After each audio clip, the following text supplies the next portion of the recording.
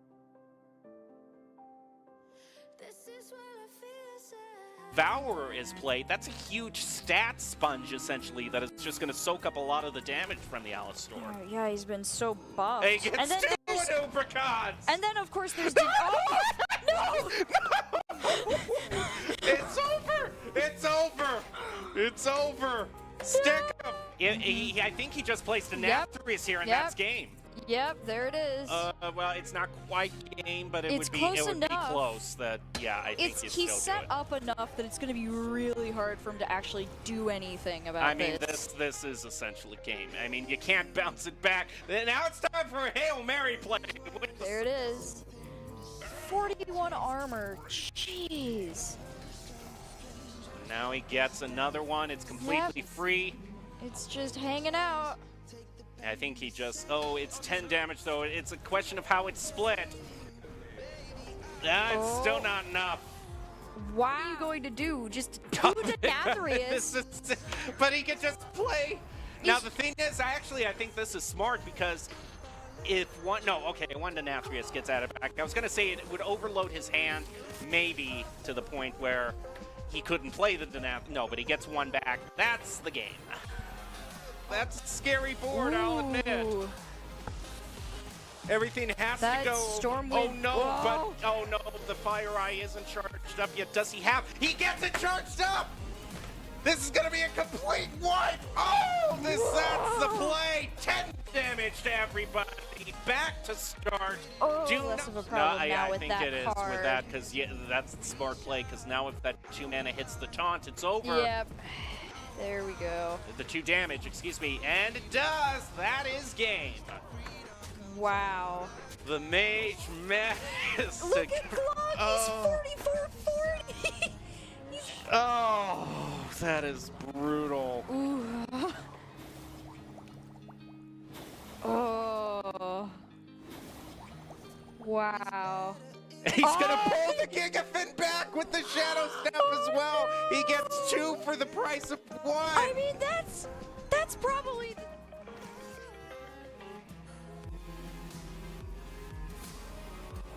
Yep. Here we go. Oh, he played into the counter spell. Oh no, he burned 6 mana. Oh no.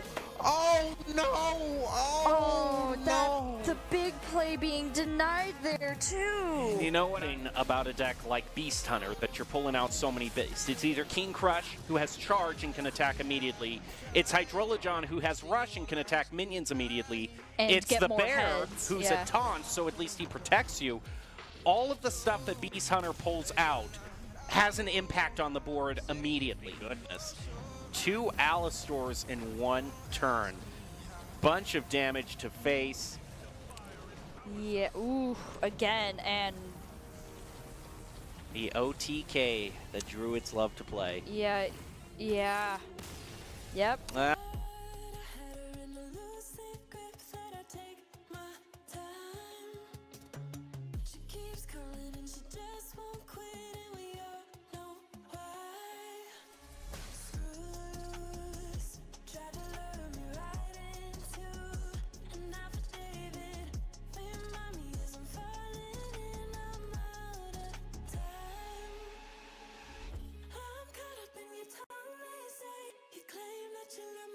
Just another play. I'm stuck inside your room all day. You say it's for my safety, but I'm just one of your prey. She's got a gun and a bag, and she's waiting for you. She has the time to decide how she's gonna kill you. Can keep running, keep your eyes wide open, but you never see it coming. No use. She's got a gun.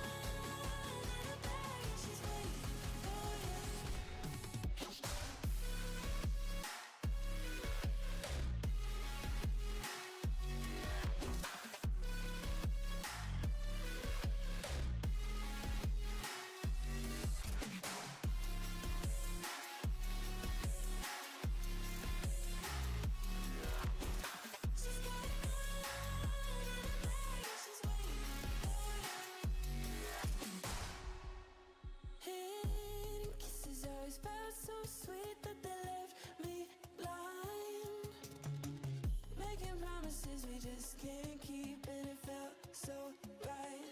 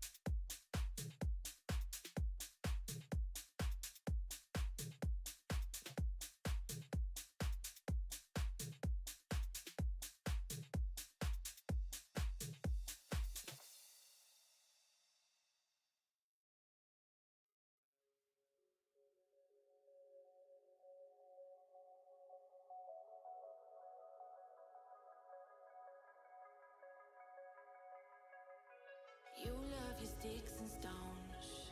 You throw them my way to make a point, but I don't have hollow bones, so you'll never take away my voice. You used to be like home, but now the whole place is so destroyed, and I'll survive on my own. I'm stronger than when I started, even through all the times I hit the ground.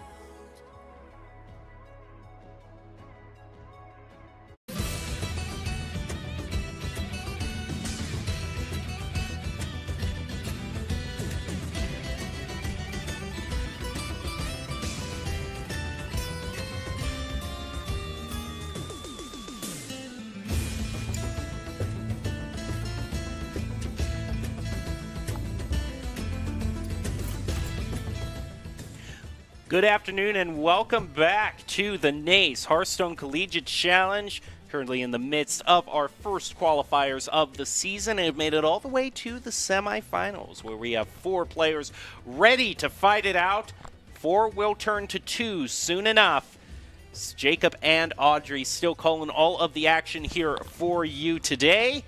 We have seen a great day so far of some really intense plays, some moments we weren't expecting, of course, because, hey, that's just kind of the mix of how Hearthstone goes.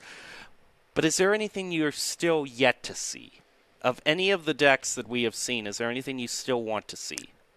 I think in the same camp as you right now of I really want to see the Paladin come out.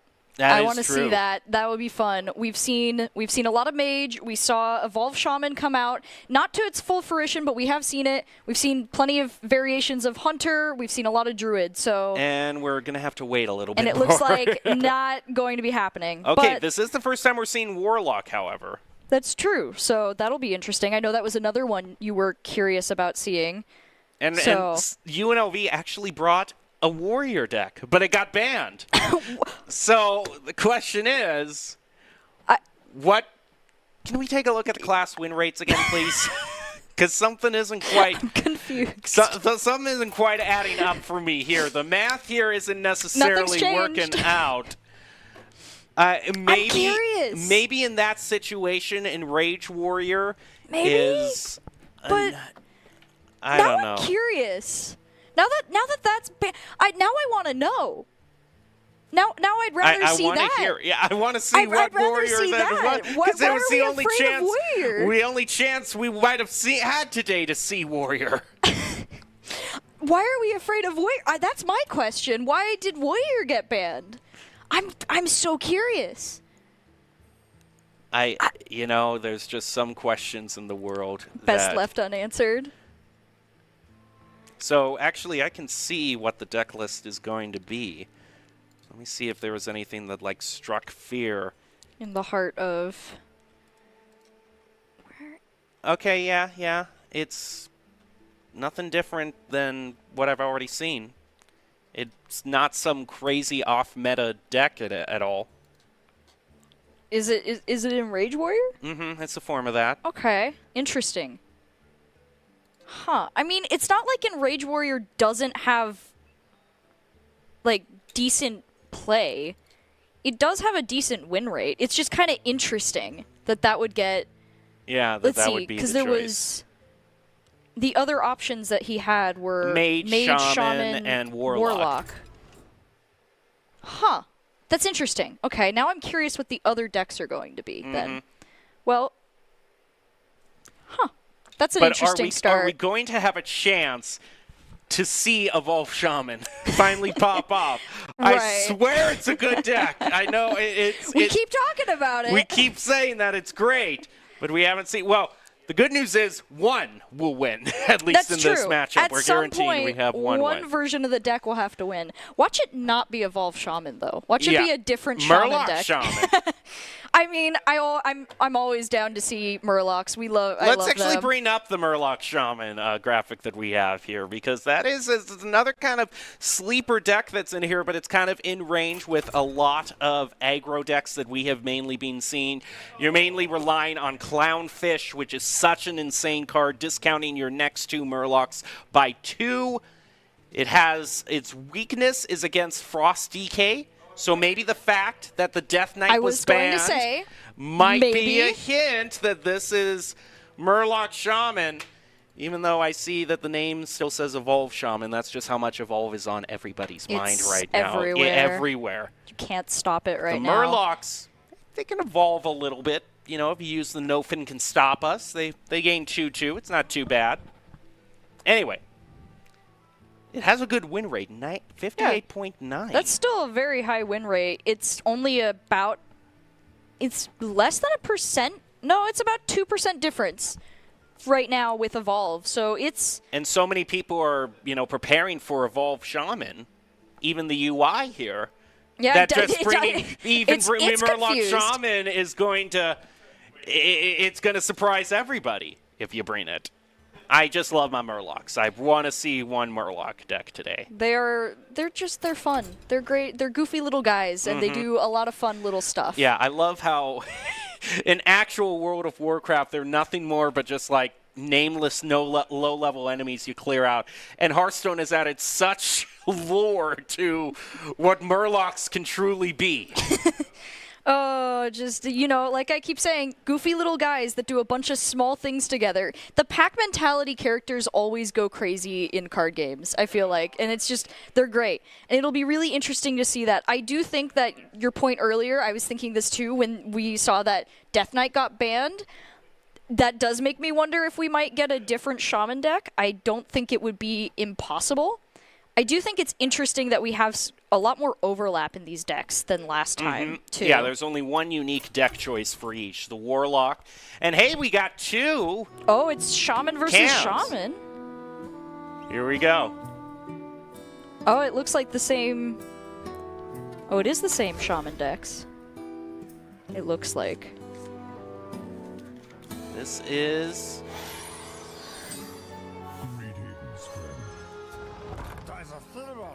I like how they're both Evolve Shaman, but one of them is using a Murloc portrait. That is true. We got something. It's the closest that we're going to get here. So it's really a question of how fast can you cheat out the Knoll, and UNLV is going to be able to do that beautifully. Yeah, he already has it in his hand, so it's going to be an interesting setup. The Knoll goes down to 4. Question is if you really, I think you just play the weapon here and are happy with that. Unless he just wants to, the problem is even if he gets the Knoll out, he doesn't have a way to evolve it quite yet. So I'm just going to wait a little bit on that. Just getting some extra totems is never a bad idea for Shaman, especially because you can evolve them after a little bit. Table Cow from Tufts Gray. Remember, we have 3 players from Tufts who made it in. That's so right, Tufts yeah. has got, you know, a whole Hearthstone thing going on. Man, I wish we did. That'd be cool. Hint, hint. All right, moving onward. Okay, so the Knoll can be cheated out, but it cannot be evolved. I would think he can either draw the 2 cards and summon the 2 taunts, or he can get the freeze guys going. Let's see. Gonna get another... Oh, he's going to bring out the Knoll. Well, it is protected by the taunt, so... That's not bad. And, oh, he's got the muck... Why did I not even see that on the board? Of course that's the thing you want to do and bring it out right now. So you can get the crazy 8/8 with Wind Fury. The only problem is he can't rush into it because if he rushes into that other guy, he's going to get frozen. Yeah. But So now it's he's a just good gotta evolve wait. nonetheless. But he that's can a be good happy. start. That's an amazing start for him, especially since they're both I going to be can't trying to use believe the I same didn't strategy. see the location on the field. It's Okay, right I was wondering. there. Okay. It's right there. I'm sorry. That was a total brain fart on my end. Ooh, unfortunately, the 8/8 is frozen It's now. going to get frozen nonetheless. Well, the question is, what do you want to put up in response to that? Yeah. Doesn't have a lot yet. We have 1/2 of that great combo that we see for getting out Neptulon. He just needs to draw Neptulon and he can cheat him out. Sean Sheep thinking of all the options he has right now. Because it really stinks. I mean, you know, it stinks getting any minion frozen, but if it's a Wind Fury... Yeah. Let's see. All right. Okay, Yep. you know, nothing wrong drawing, filling out your board a bit. He Getting gets some another taunt. Knoll and Ooh. Neptulon. That Knoll's going to be great next turn as well. That's another evolve he can pull Ooh. off. And now he has Neptulon to work with, too. I think he has 1 mana left, so he's thinking of if he wants to use it to bring out a Piranha guy Yeah. to clear the Totem Taunt. He's not really doing anything, however. But yeah, he's going to wait. He doesn't really need to do that yet. It's good to wait this. Really good draw on that command of Neptulon. He could trade both of them into the 8/8 if he wants to just get rid of it this turn. Or he could the best value trade he could do is use one of the 3/3s to trade into the taunt. Use one of the 5/4s to trade into the other taunt. That still lives. And then you use the remaining 5/4 and 3/4 to trade into the 8/8. So you still got 2 minions left. Oh, he's going to hit that back. That's going to send it back to Knoll. Problem is, that is not... I mean, he could just evolve that again. Yeah. Ooh. I mean, it definitely might not go the same way as before, but it's still out there on the board for him to use. Or he could throw down a bunch of Piranha Swarmers as well And to help with the- clear out all these low-cost minions.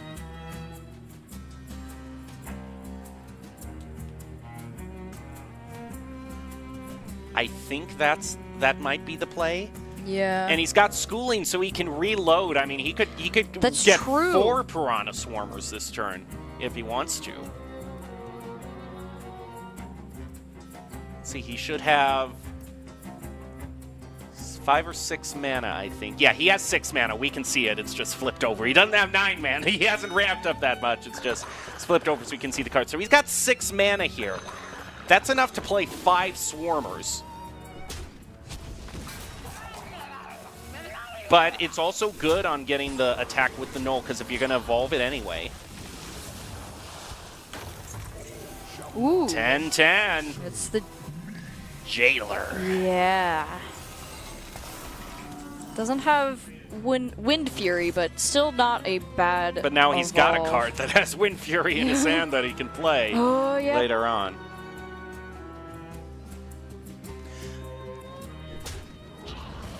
Okay, he's going to freeze him. I don't know how much good that does. Okay, he's going for his big evolve Here it turn is. here.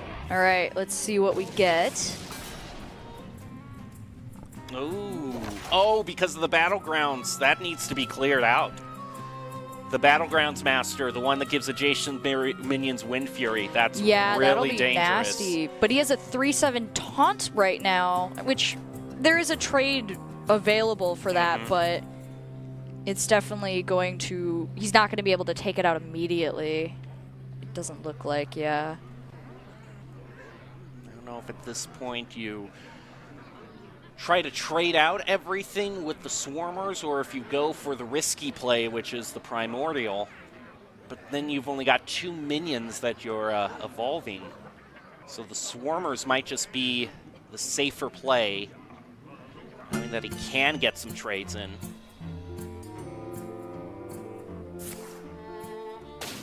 Okay, this is the moment where we're going to see the skill. Because how he trades these, he's going to have one with 4 attack, one with 3 attack, one with 2 attack, and one with 1 attack. So how good is he at doing the basic math to be able to trade these effectively? Yep.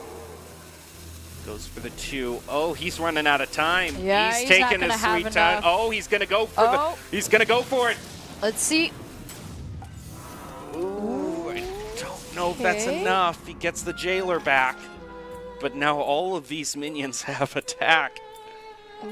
And if there was if he had a Bloodlust in his hand, this would be over. It is so dangerous Yeah, you're right. to leave an attack-ready field of minions up when it's Shaman.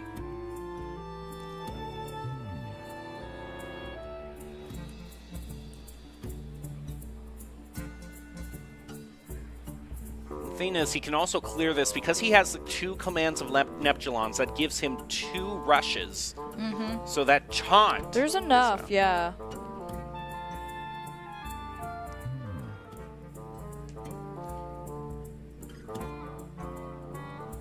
There's 1. Can't play anything else this turn, unfortunately, due to the mana being a bit awkward. Ah, and the Frenzy gives him a buff as well. I don't know if you just use this. Yeah, he's going to clear out his board entirely. Get the free attack off of the Frenzy and do a whole bunch of damage to face. Yeah, and I think that's the move here. Yeah. Oh, but I think he realizes maybe if he had just gone face, he might have been able to get a better attack. Because now, this Ice Giant is discounted to 5 mana, so that can help clear out the board a bit, but it's not going to be enough.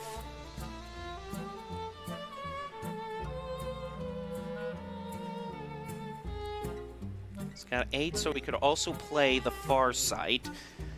If he's going to plan on playing that, he might as well play the Far Sight first, at least see what he gets for free. Yeah. So I don't see any other way that this board can possibly be cleared. Yeah, there's just so many. I mean, you might want to use Piranha Swarmer. I can see that, actually. Piranha Swarmer, because he still has that weapon, that allows this Ice Giant to get attacks on the more important minions. Yeah, that'll... It's an 8/8, so it can definitely... If he sets it up right, he can get... Yeah, he has the board clear potential that he needs. Yeah, Yep. he just has to spend a lot, but I don't think it's enough. Yeah, let's Oh, that's see. a lucky Ooh, totem. Keeps 1 attack at bay, at least. That's... Yeah, that's... Oh, but ooh, with the null, I think that might be it. He's 2 damage off. Yep, 8 damage on the board currently. The Goldshire Null.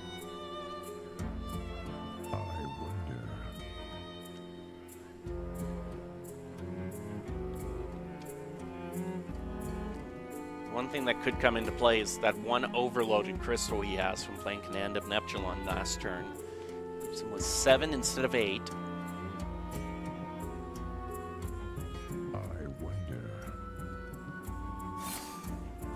Now he's just going to use another one. So he's 2 That off. will... I mean, it does clear the board almost completely and puts him at a very tough lethal position. So he's just going to settle for good enough in this case. He has the health to spare right now, so it's really just a matter of making sure that Sean Sheep from UNLV can't really get any more taunts up on him. Or any more potential evolves.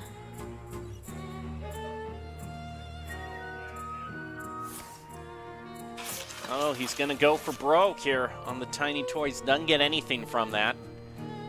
But he can do the evolve. It's a Hail Mary.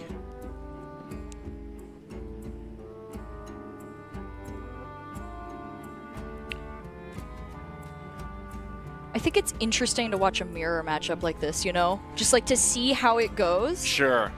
Yeah, they're both, because they both exactly know what deck they're playing against. So Ooh. okay, gets a taunt here. Interesting. That's 2 2 champs. champs. Those guys, ooh. Okay. I still don't think that's enough, I don't know No. if it's enough, but Nope, it's not. He's going to concede. Yeah. Oh, man. Ooh. What a great board. That would have... Oh, the end, though. It looked so nice. It just didn't have enough damage potential. What I did like about that game, though, is that it being a mirror match, that was a pure board-based battle. It was about taking trades with minions, which is always what I prefer to see. I always prefer to see a board-based game rather than a deal 30 damage from my hand type of game. Which is kind of the sad thing about the meta right now, which is very much, how can I get everything in my hand in a way that when I throw everything on the board, 30 damage done and you're gone. And so they definitely, with this new patch, were able to reduce some of that, but I think that overall it's still just very much based on how much can I hide from my opponent and just stock up and then throw out and then you're just done. And that's been really rough. But Evolve Shaman is not like that, and so I think it's kind of fun we got to see a mirror matchup. Let's actually take a look at the Evolve Shaman overview that we have one more time, because we know that UNLV still has to get that one through, and we just saw the mirror match on it. And it's that's still Murloc Shaman, but we'd love to see it. But we love to see it. I mean, I always prefer my Murlocs instead of Evolve. There we go. There's the true Evolve Shaman. Thank you very much. Let's see. Yeah, Evolve Shaman. It's all about getting the schooling followed by the null. We got to get into game though. So he's going to run back the Evolve Shaman. It's going up against Big Spell Mage, which, based on what we saw last match. Oh, dear. Oh, no, this isn't even Big Spell Mage. No, this is Arcane Mage. Oh, okay. This will be... So this one could be even more deadly, because Shaman does not have a lot of healing options. So he has to cheat out those nulls quick and fast and get some insane evolves with them if he wants to run under this mage. Oh, yep. That's a really great play. I mean, 2 mana, 5/4. They'll take that. And Table Cow cringes in reaction. Also, shout out to Table Cow. He's written the Hearthstone Nace logo on the whiteboard in the background. I really like it. It's a nice little logo there. It's like people still having pride in the game they play. Okay, so.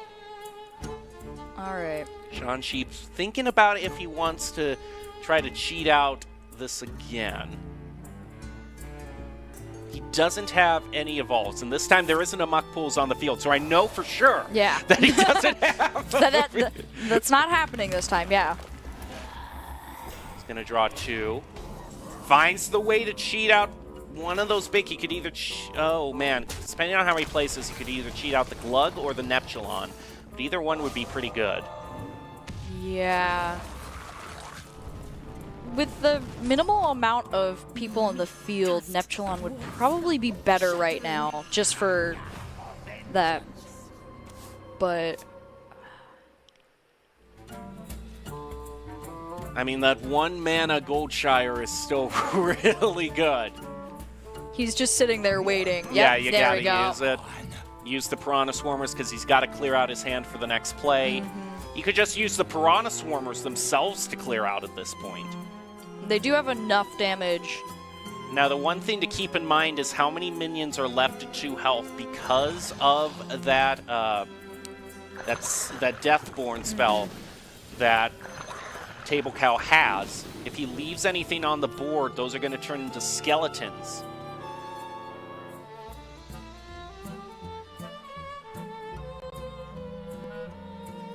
He goes, no, even Table Cow knows. He knows as soon as he was starting, he's like, yes, please put that in range.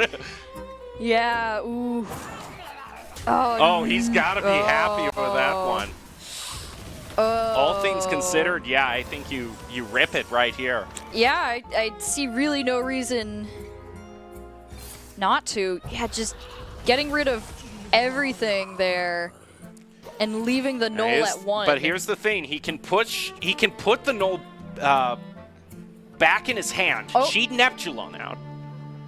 Yeah, he's gonna get the 5 damage off of that. He can get the null back. Yep, here we for go. the Muck Pools that he just drew as well. Yep, there it is. Neptulon's coming out.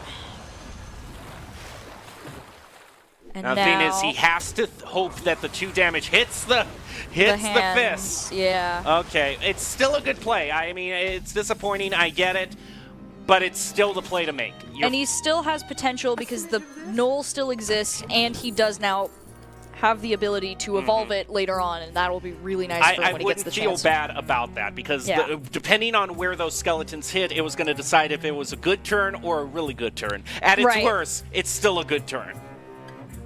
Yeah, and being able to just deflect the damage away from yourself and onto just Neptulon's fist was probably the best way that could have gone for you in that moment. He's still at 30 health, which is very crucial against this Arcane Mage deck. As we were just saying, you know, you want to have all the health that you can get to keep out of that lethal range.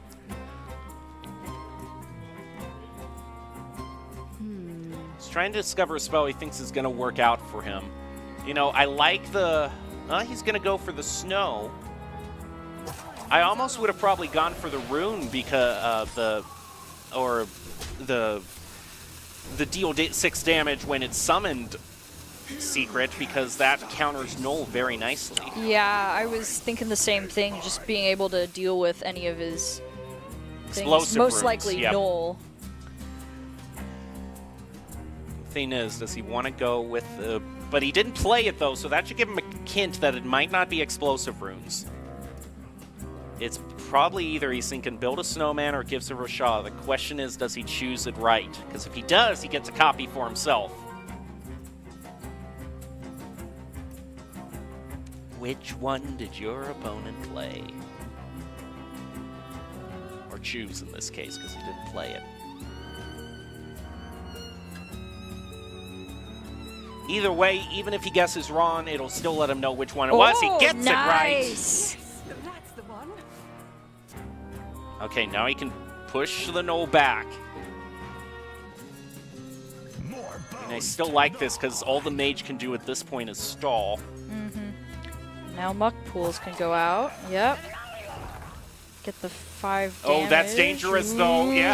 You see, was it's like, right. hold He up. knows. Table count knows that is a dangerous play. You're That's lead- just asking for it. Oh, quick Yeah. before time runs out. Yeah, he's got it. All right. Oh, Ooh. there you go. That's a little bit more of a solid minion that I'm comfortable attacking with into that skeleton. Hey, Anixia, how's it going?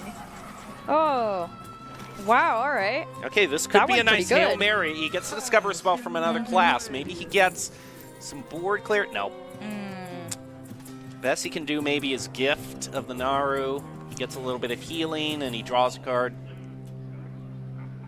Yeah. He's going to go for Yeah, that. that's probably the... This is more cycle because he needs to find something, anything at this point. He can freeze 2 of their minions. Rancor might be good if he can line it up. But the problem is so many of these minions are huge. Yeah, with going up against Evolved Shaman with that, it definitely...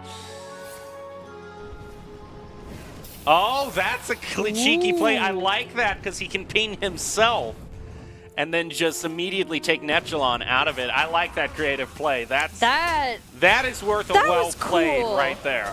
That is like That was I well would done. emote well played at that moment. That is Oh, that was a cool one. that is poetry in motion. But then you can just also drop Glug here and Yeah, I was gonna say. I was like, that was a really well nice done play. creative Unfortunately, play. there now is let another. me slam Glug down. I was like, that's cool. Here's another. Yep, there it is. He's thinking. Yep. Woo! Hi, Glug. Oh, and there's some minions on the field that he might get to eat up later. Well, he gets to discover one more spell, so we'll see how this works out. It's not the one he was hoping for. He wanted the rune to clear out. The problem was, even if he did clear it out, Glug would have gotten ginormous. I think Sean Sheep might be looking at his first victory here. His first dub. Yeah, let's see. Frozen Touch. Okay, he's going to just go for Glug. I do like that. That's- Taking Glug, that's the main that threat he's got to is- deal with. If you let Glug get too dangerous, then even it's just never a good time unless you have infinite freezing capability, as we saw. Problem is, I think at this point, I just, at this point, you just put Brukan down. You can basically clear out their board, tighten the vice, deal 6 damage to their face. Just say, hey, this is being ended now. Yeah, it's definitely still in Sean Sheep's favor right now. I think Brukan is the play here. I mean, it's good that he's thinking about all his options. Standard play that you do. He doesn't really need to throw out a lot of more minions right now. Yep, let's end it. Just get the Gonna setup. attack, yeah, put Yep. that within range. That's the Brukan play, yep. Table count knows it as well. Board cleared. Hero damaged. And now... Everyone go face. Very nice. Yeah. He's going to evolve that part of Glug. Glug's tail turns into a 2-4. Okay, whatever. Yeah, that's not a full... Well played all around. Yeah. I appreciate that. Yeah. There you two go. That's the first time we've seen a well played toss back and forth. I like that. That was Sportsmanship. Both of them have a win. Yeah. No, it was just a really nice game all around. I think it was fun to see like the Evolve Shaman go against each other and then go against a deck that we saw it previously struggled with in another match. So I think that now that both of them have gotten their wins, now we get to go see what they're going to play against each other next.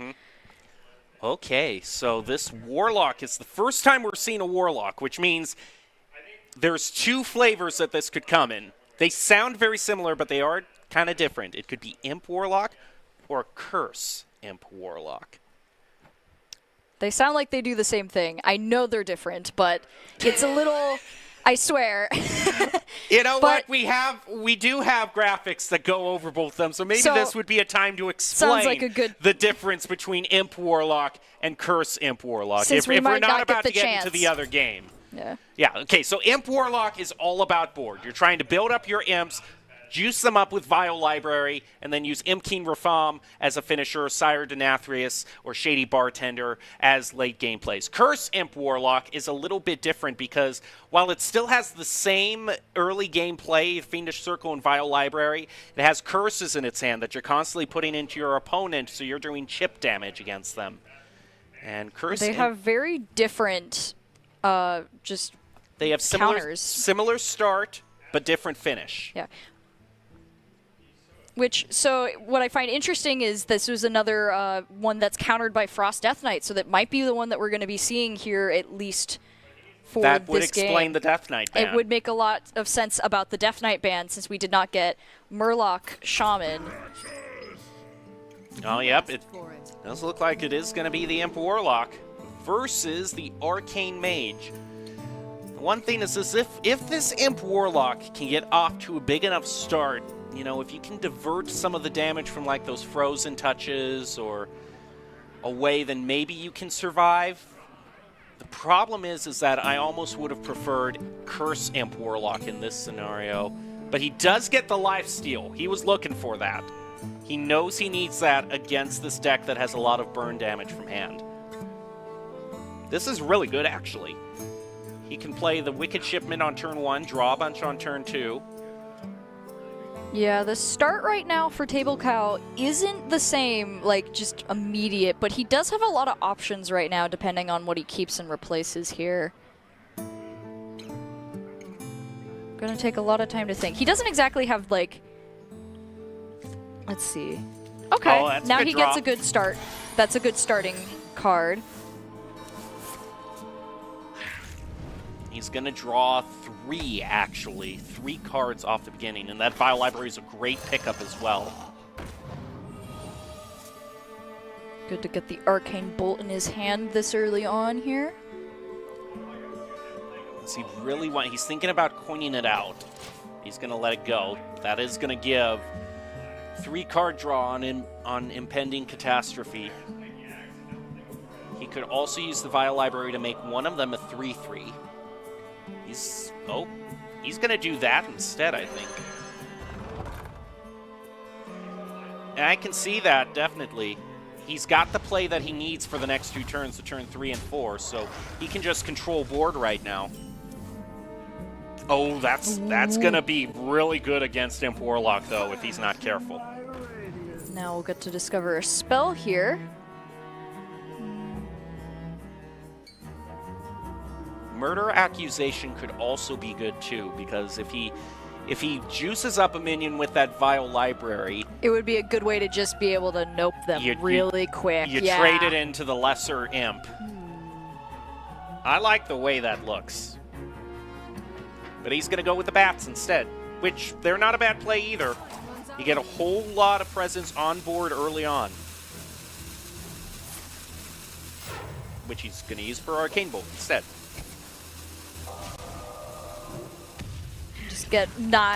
just wants to prevent the imp buffing as much as possible at the beginning here.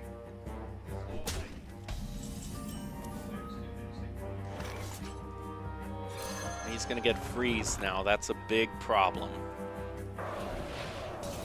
I think I'd give the advantage overall toward the mage here because they've got a lot of freeze and ways to deal with this. Fiendish Circle's a good draw.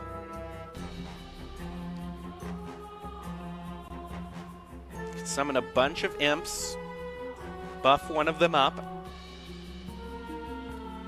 and then hope that the board stays around so he can use Impending Catastrophe later. He might try to save that combo, though, for turn 5, if I'm to be honest, and might play Miracula here. No, he's going to... I mean, he does have an additional card in his hand right now to save if he wants. Ooh, he's got Blade Master Okani now. Which isn't bad for later on if he wants to counter a spell from this mage.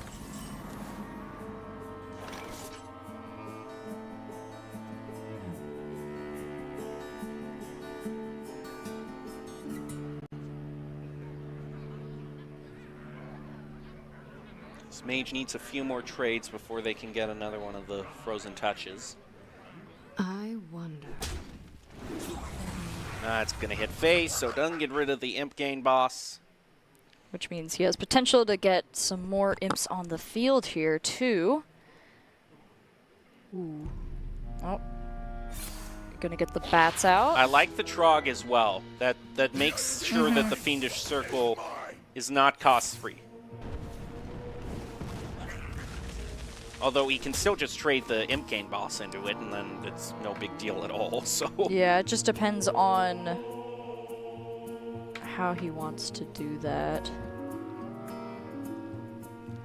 Yes. It probably is the smart strategy just to trade the... Well, not even... He doesn't even have to trade the imp gain boss in just to get rid of the Iron Deep Trog first, because that guarantees he's going to get 2 more imps. He also has that 1 mana a spell that gets rid of one of his minions, and then does 2 damage to all the enemy minions. So he could just go face with it, trade it, and then use his combo with Fiendish Circle. It's a complete board clear. Problem is that Fiendish Circle plays so well into that Deathborn. He's got to know that he has to play around it. Yeah. Gonna go for the Iron Deep Trog. Thinking about it. He's running out of time. Yep. Fiendish Circle. He's going to use 2 Vial Libraries in this turn. Well, those are certainly scary. Gonna buff up the gang boss, which is not a bad idea. 777. Because now he stays around longer, which is gonna make his board presence just better overall. He has card draw off the Impending Catastrophe as well. And a freeze, of course. Just doing what Mage does. Just no. He just Freeze. He saw that and went, no. I don't want to deal with that yet. I'm pressing what is officially known as the no button. The no button. I don't want to deal with this right now. Let me deal with it later.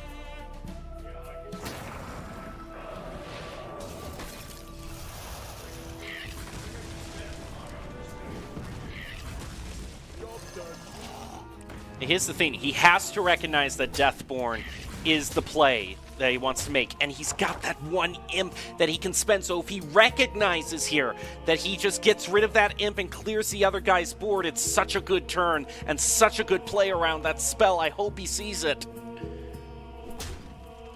Oh, he does! Yep. There you go. I am thrilled with that. Yeah. Ooh. And now Blade Master Okani coming out. Going to be able to cheat out the Miracula as well. And then he's got so much that he can draw this next turn. Yeah, his board is just stacked now. Now the thing is, Table Cow has to think, did he choose the spell counter or the minion counter? Because it would seem so obvious that it's the Deathborn to spell counter. He's going to check to see if it is a spell counter. Yep. It is. That was a smart play to avoid that. That would have been a very nasty one to deal with if he hadn't done that. If he had just tried to go for the Hail Mary Deathborn there. Even at that point, though, I think it's still probably lethal for Sean Sheep. He's got the Vial Library on recharge next turn. He charges up one of his other minions or just uses Impending Catastrophe with Wicked Shipment. I mean, I think he's got this game. And with some just lifesteal on the board, too. Yeah. One more.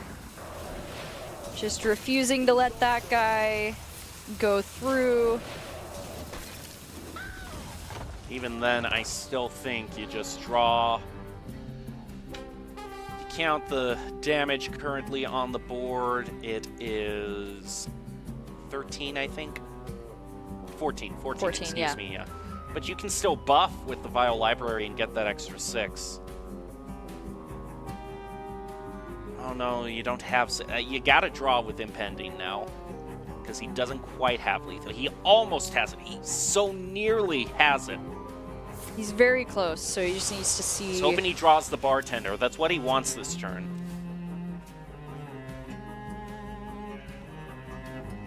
Didn't quite get it.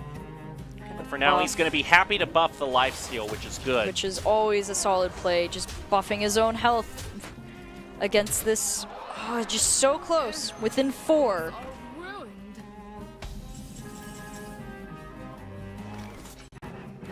And what's unfortunate is if the mage, like if Table Cow managed to board clear there, Fiendish Circle was up there and he would have been able to refill his board through that, which would have had enough damage if they managed to all survive. So there is Imp Warlock finding its way through. It's always been a solid deck since it was released. It's always been up there in Tier 1. Very rarely, I think at its worst, it's been a Tier 2 deck, so always dependable. The only thing left is this Mage spell from Sean Sheep.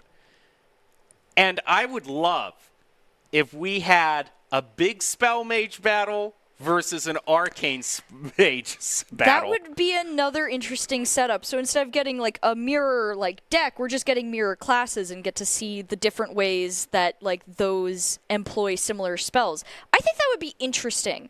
I also think it would be fun just to get a like out of nowhere like mage like deck, but I doubt we'll get something besides one of those two. There is a casino mage deck floating out around ever since the buffs happened to mage.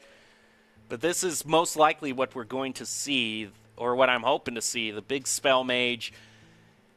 It only really loses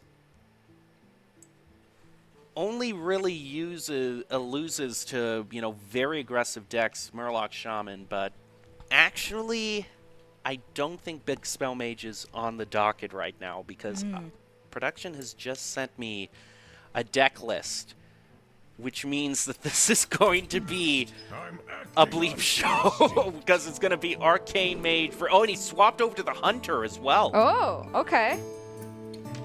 All for some variety in this. Now, both of these decks are... Now, this is Beast Hunter, actually. Yeah. What I'm seeing here leans us more is... toward Beast, so I like that better. That'll be interesting to see how that one goes here. As we're going into... What mage deck did you say? Arcane Mage. Gotcha, okay. So we're going to be seeing another variation of this then. I mean, the 2 Arcane Worms in his opening mulligan is a clue that this is Arcane that's true. Mage.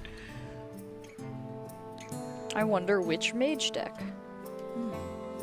Ignore the Arcane Worms.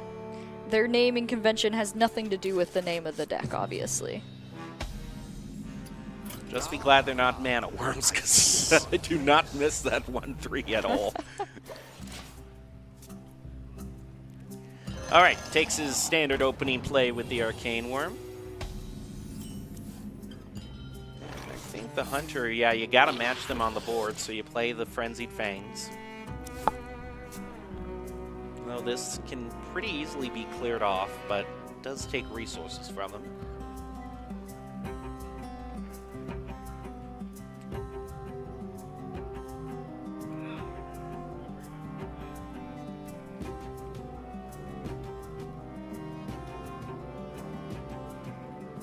Sean Sheep deciding how best he wants to play this. He has a lot of options, but doesn't want to lose the board just yet. I mean, one of the key things that he's trying to keep in mind is the 2-drop that helps him draw cards. And he's going to point out the damage, and I like that, to the enemy hero. He realizes that the card draw is important here, and he's going to freeze one of their minions to protect the 1/4. I like that. Good start to get some extra cards. Ooh, Hello, Crush. not You usable are not. right now. Yeah, you're not but supposed to be in my hand. I wish you were It's still.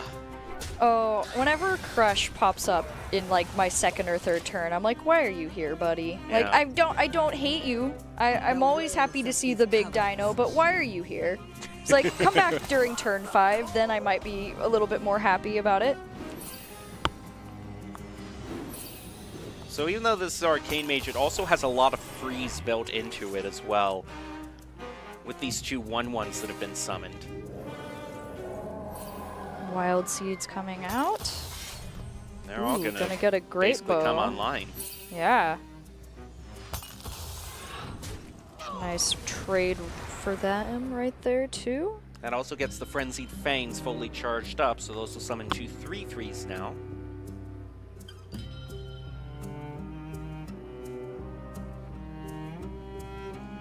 Only has 1 mana left, so none of the cards in his hand he could play.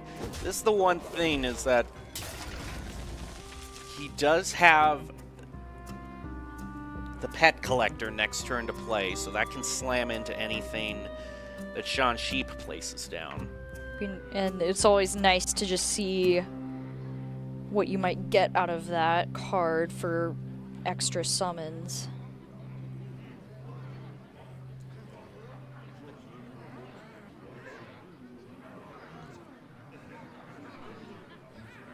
Trying to look in his hand, he's got another one of those 2-drops to draw, but I don't think at this point he can do 3 damage to the enemy hero. Does have Frozen Touch, actually, that can go face, so if he really just wanted to draw another card, he could.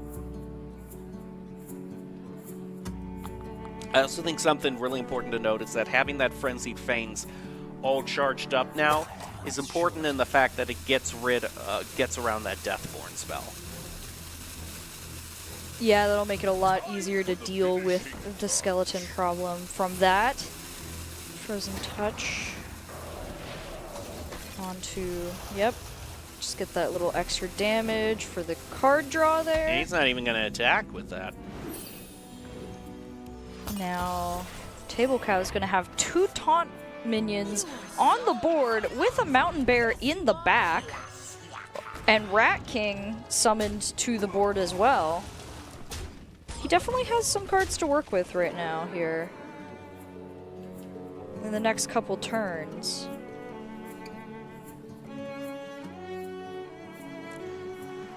Most important thing, and why I think he's been saving these freezes, though, Sean Sheep, is that they upgraded turn 5, so they'll freeze 2 minions instead of 1. So he could just freeze 4 minions right now, which there were only 4 left unfrozen, so he could guarantee that no attacks go through next turn. Set up the Deathborn to be really influential. I think that's his play right now. And I think you just go face.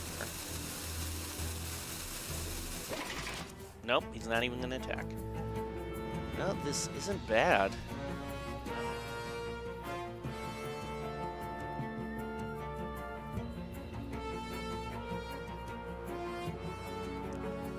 So that's got those 2 3/3s that are going to add Arcane Bolts to his hand, so he places those down and wants them to play into the Deathborn as well, then he would get a whole lot of damage in hand just from that one play.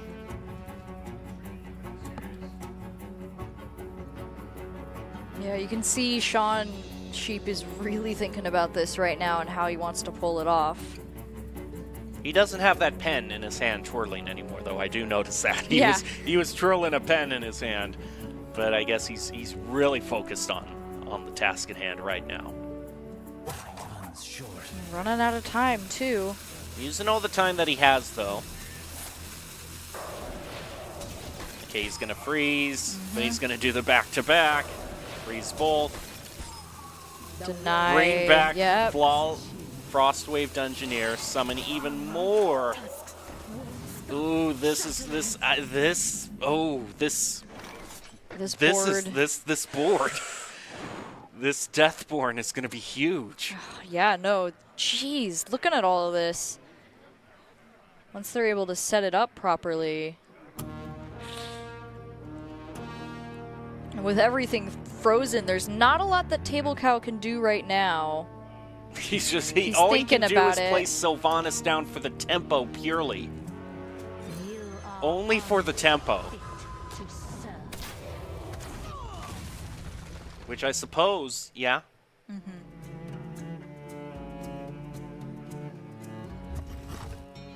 gonna Which take is one of the unfortunate, minions out. but Yeah, 6 mana. If he was gonna commit to the Deathborn, however, it would take all his mana. And that's not quite. Well, what am I gonna say? Optimal for this situation. Reign of Courage is actually pretty good because it's such a big board available for Table Cow that he can buff his minion, I think, by 7/7. And that immediately turns into an 8/8. yep. There we go. That's going to be a really nice extra buff there that I'll need for this. One Another frozen touch to clear off. Yeah. Just get rid of as many of these guys as possible right now. Just freeze them. So those 1/1s do freeze. But this is still a good amount of damage that can be placed through this turn, especially with the draw. And, ooh, the Mountain Bear coming out. Nasty 5/6 with Taunt. I love using that card because it's so nice to be able to prevent people from knowing that you're guaranteed to protect 3 attacks unless someone has an ad clear for it is really nice. It's going to try to go for... Oh, the best ball would be no! great. The problem is, I don't know if he has the mana. I don't think he has the mana because that thing costs a hefty 7. He doesn't have it yet. I don't know. This is the perfect Timmy Turner's dad, if I had one, moment because he does not have the mana to play that card, even though it'd be so nice. He's one off. Look at that. Oh my gosh, that's painful. He has to go for the Vengeful Visage, which that's surely a meta card, since no one ever. But, I mean, hey, if it's misplayed in the right way,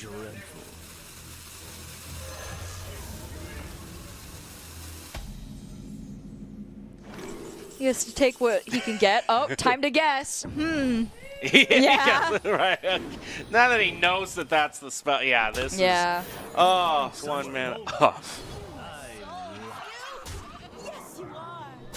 And Able to that deny is that. game. Yep. So now we know what the final matchup is going to be. It's going to be essentially a mirror match again. Oh boy. Arcane Mage versus Arcane Mage. That's going to be...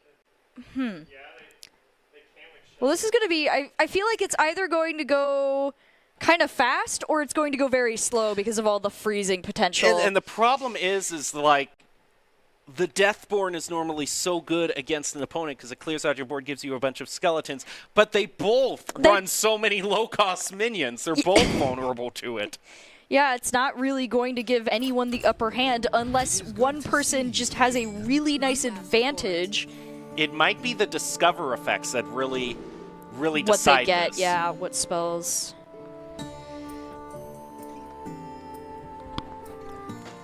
Well, this is certainly going to be one for the ages. see. Well, Okay. getting the spell damage too. Like if there's It's any not- card that's your main win condition, so drawing that before your opponent, Is I can see the really value of nice, that. yeah. I mean that thing has to be slammed down on turn 5. You might even coin into it. This is the type of gameplay that I signed up to see. Let's go, Iron Deep Trog versus Iron Deep Trog. We have to have mirror matchups and everything, including cards. Just play the same cards. This game will never end that way. Trying to decide if he wants to do that or if he wants to discover a spell. Yeah. And I think he'll go. Yeah, he goes for the bigger stunts on board. Wildfire isn't bad. Blizzard's also really good.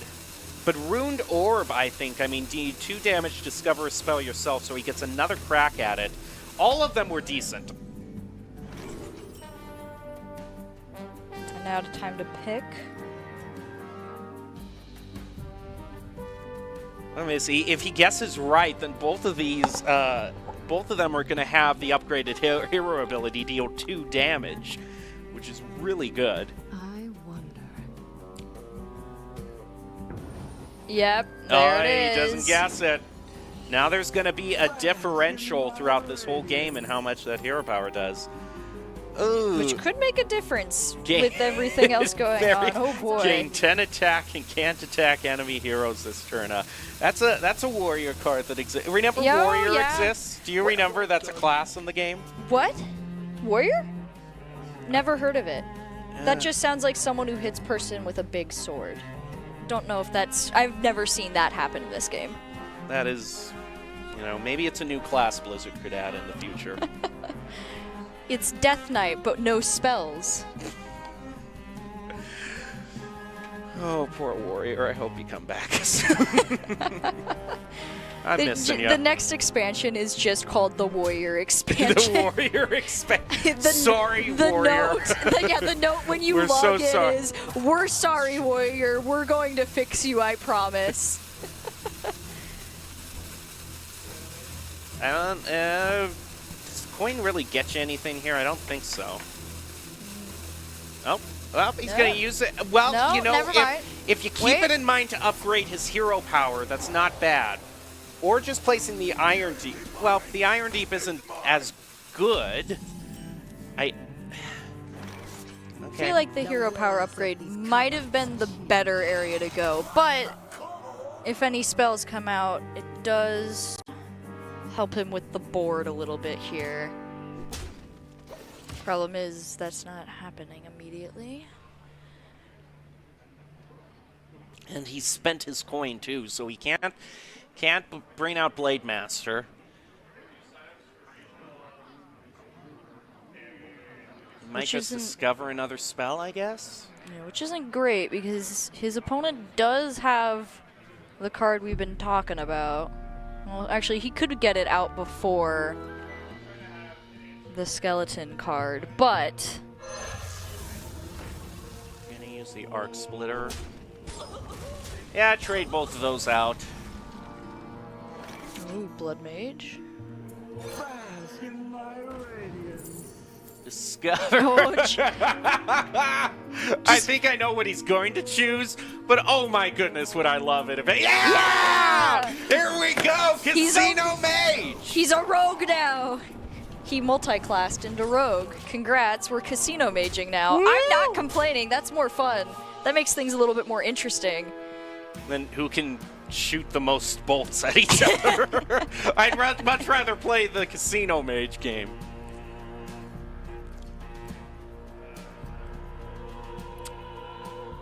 He has a lot of options. If you just, I don't know if he can get the, no, he can't get the 3 damage for the card draw yet. Thing is, he realizes Deathborn is not going to be on for one more round, so maybe just play Cold Case, gets himself a bit of armor, and then he can trade those skeletons in the next turn.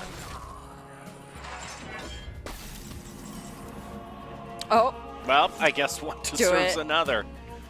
But first, I want to see what this jackpot gets. I wanna- want to see what Jackpot gets too. Good thing he didn't play Blademaster Okani with a counter. let's That see. would have been amusing. Okay. That's a... Rats of extraordinary Ooh. size is actually pretty good. If he's able to keep this large board, he can just then spam spam 1 mana 5/5 rats the rest of the game. That Or is at least for the not- next few turns. Which would be with no like really way to prevent the board from like just like face damage right now. That wouldn't be bad for him at all, actually.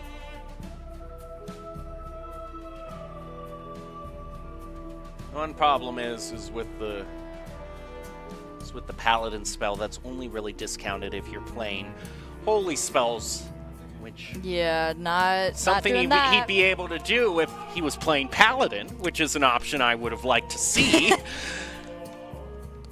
I mean, I'm not, it's not One as if day. pure paladin is right behind evolved shaman as the second best deck in the game, and I would have expected at least one person to bring it. It got banned. And my favorite class is not showing up at all today. I'm not bitter at all about it, but it is what it is. The ban prevented you from seeing it. One day, maybe. One day someone will be brave enough not to ban it.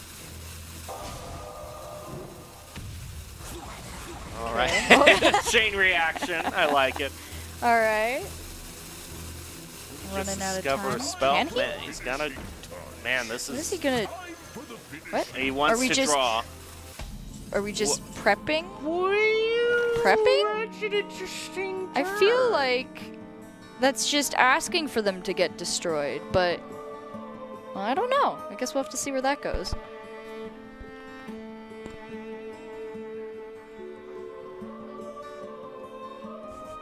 I mean, it doesn't feel right using an assassinate on a minion as small as that, but they do represent a threat. Just I mean, in that's terms 2 of... cards getting drawn if he pulls off damage. Yeah.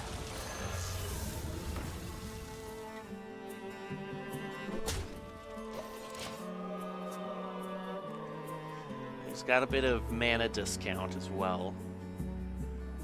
He could throw that 5/5 down. Just get that overall package running. The extra spell damage would be really nice if he got the potential. Especially because he also has Wildfire too, so just increasing all of his Well, that general doesn't- that- damage. yeah, it doesn't. Yeah, it doesn't, but just general damage Okay, for yeah, that yeah, I is see what you're nice. Because he doesn't have a lot of other options really for getting good damage out. It might not be bad to get Blademaster Okani out soon though, to counter a spell potentially. Yeah, that would be really good in terms of the Deathborn. Nah, he's gonna get this going. My powers are There we go. truly gone. He's not gonna do it to face. Instead, he's gonna do it to the minion. It's kind of odd because now he doesn't get the card draw that he was trying to set up for. Let's see.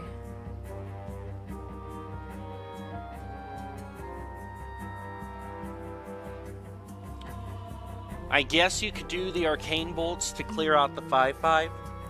Yeah, that would definitely work out to get rid of the just extra spell damage right now.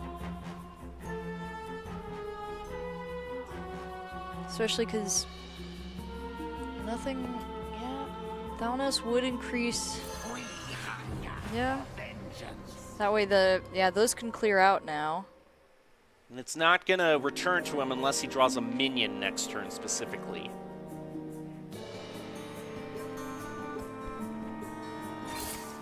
Runs out on me. Yep.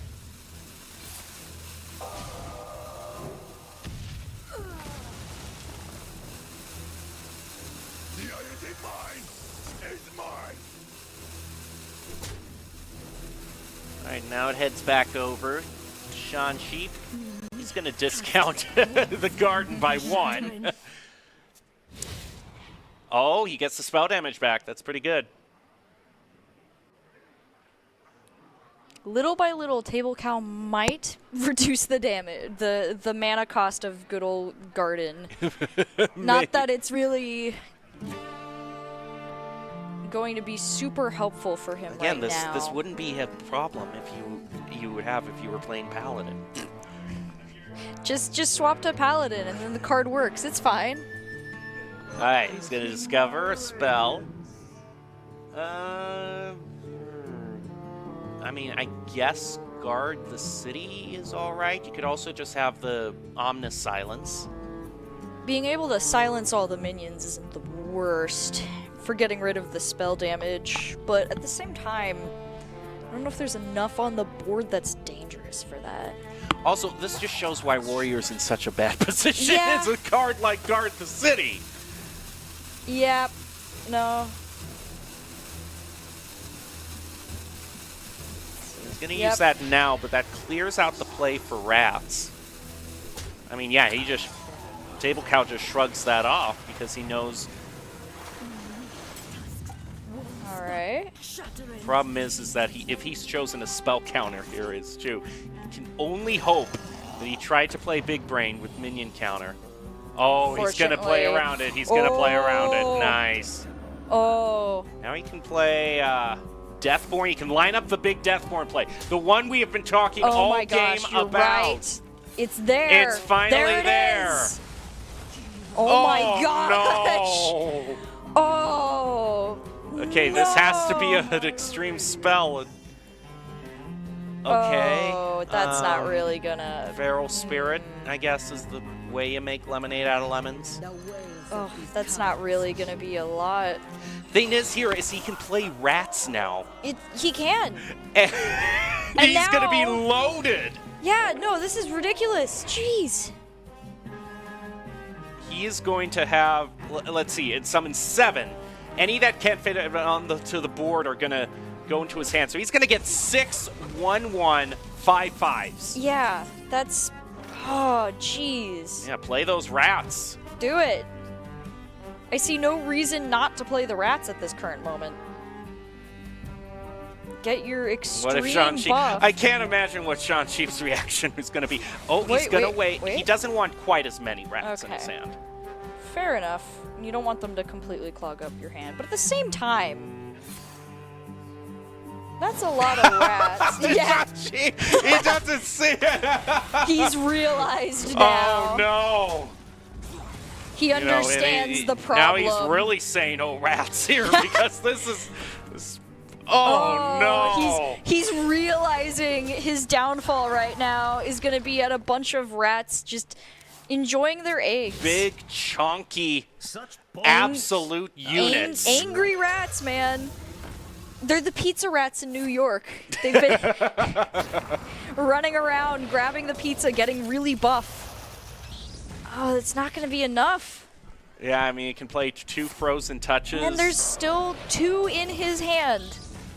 There's still now, just 2 it's not hanging out. lethal, but you know. Oh no, oh dear. Okay, Okay, that's the Hi. final. But There it he is. finds a way to play it. Oh. There. Oh my gosh. Oh, that's beautiful. The Rats will find a way. That's a beautiful thing. That's hilarious. There they are. Just another one, just in case, you know. Woo. Well, we clearly didn't see the rat meta. That was.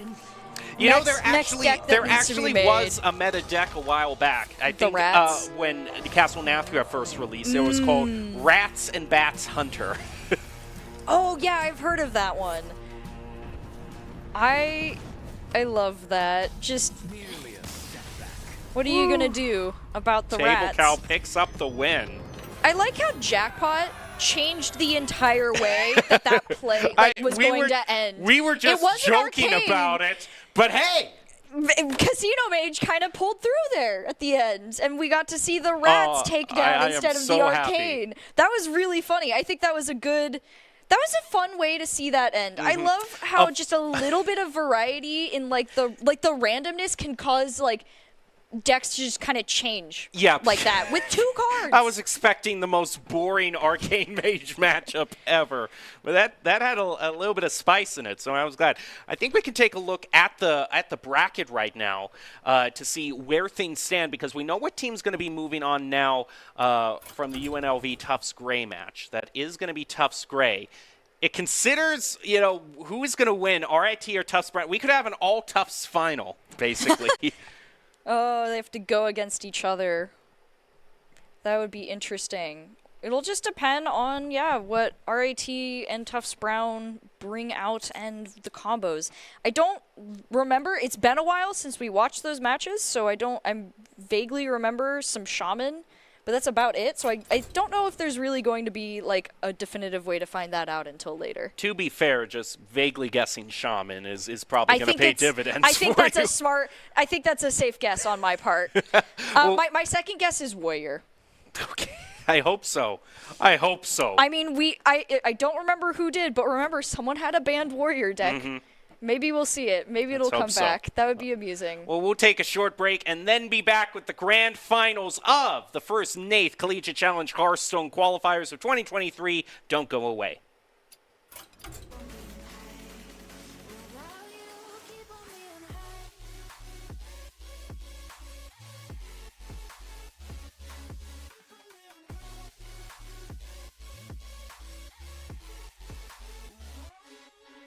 Protected by the taunt. So. That's not bad. And, oh, he's got the muck. Why did I not even see that on the board? Of course that's the thing you want to do and print it out right now. So you can get the crazy 8/8 with Wind Fury. The only problem is he can't rush into it because if he rushes into that other guy, he's going to get frozen. Yeah. Ooh. Okay, gets a taunt here. Interesting. That's two champs. Those guys. Ooh.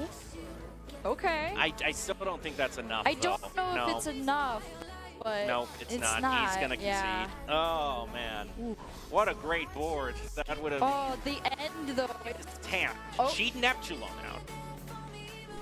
Yeah, he's going to get the 5 damage off of that. He can And get the do null that. back. Yep, here for we go. the Muck Pools that he just drew as well. Yep. There it is. Neptulon's coming out. And Now, the thing is, he has to hope that the 2 damage hits the hand. Who count knows that is a dangerous play. You're That's just asking for it. Oh. Quick before time runs out. Yeah, he's got it. All right. Oh, Ooh. there you go. That's a little bit more of a solid minion that I'm comfortable attacking with into that skeleton. Hey, Anixia, how's it going? Going up against Evolved Shaman with that. It definitely...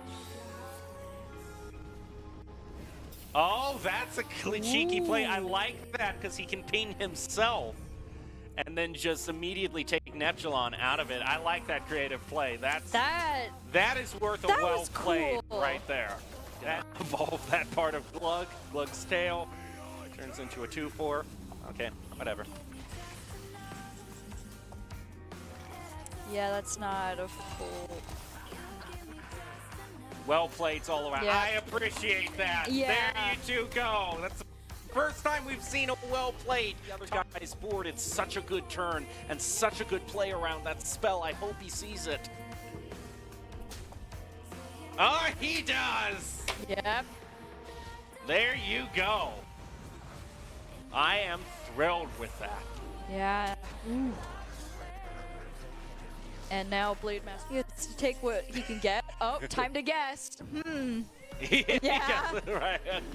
Now that he knows that that's the spell. Yeah, this is... Oh, 1 minute. Oh. And Able to that deny is that. game. Yep. Discover. Oh, I think I know what he's going to choose, but oh my goodness, would I love it if it... Yeah! Here we go! Casino Mage! He's a rogue now. He multi-classed into rogue. Congrats, we're casino maging now. I'm not complaining. That's more fun. Play Deathborn. You can line up the big Deathborn play. The one we have been talking all my gosh, game you're about. right. It's there. It's finally there. Is. Oh my gosh. No. Oh. Okay, this has to be an extreme spell. Okay. He You know, and understands the Now he's problem. really saying, "Oh rats," here because this is. Oh no. He's realizing his downfall right now is going to be at a bunch of rats just enjoying their eggs. Big, chunky, absolute units. Angry rats, man. There That needs to be actually made. was a meta deck a while back. I think rats? when Castle Nathria first released, it was called Rats and Bats Hunter. Oh yeah, I've heard of that one. I love that. Just what are you gonna do about the Table rats? Cow picks up.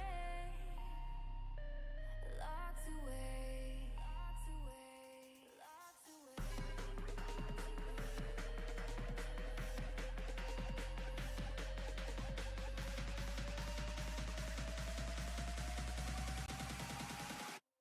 Locked away.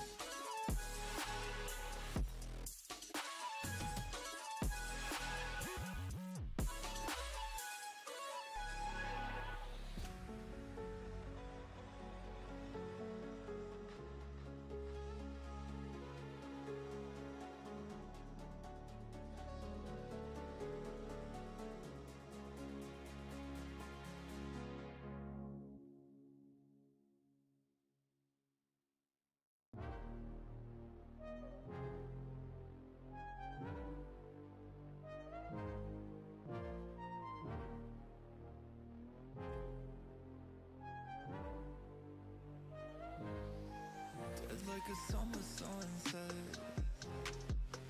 Doing things that I shouldn't, but it helps me reset. I'm fucked up, but it's fine, yeah. Anything to forget that it's all in my head. In my head, my head, my head. In my head, my head, my head. Get out of my head. Get out of my, get out of my head. Get out of my, get out of my head. Get out of my, get out of my head. In my head, my head, my head.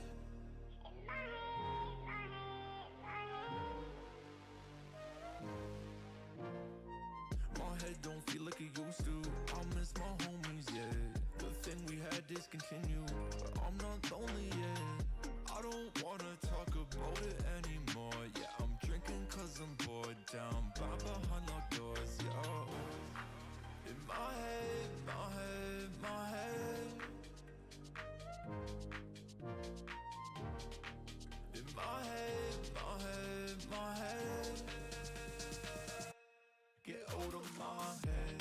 Get out of my, get out of my head. Get out of my, get out of my head. Get out of my, get out of my head. In my head, my head, my head. In my head, my head, my head.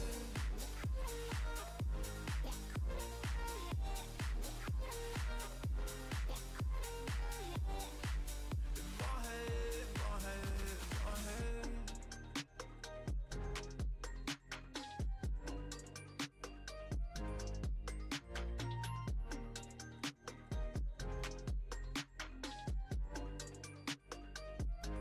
Get out of my head.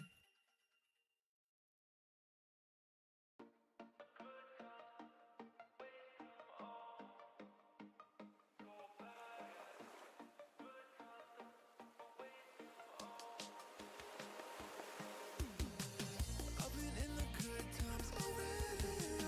You can see it on my face. I know. No more racing. We got it. We can reach it. Yeah, we got it. And you know I'm feeling good like that. So what you gonna do? And I can't stop thinking about you. But what you gonna do? And you know I'm feeling good like that. So what you gonna do? And I can't stop thinking about you. What you gonna do? What you gonna do?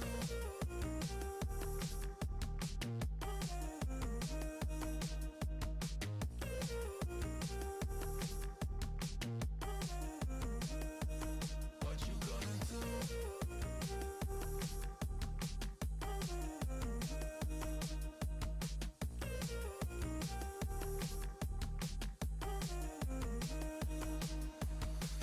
I've been in the good times already. You can see it on my face. I know. No more racing. We got it. We could reach it. Yeah, we got it. I'm feeling good like that. So what you gonna do?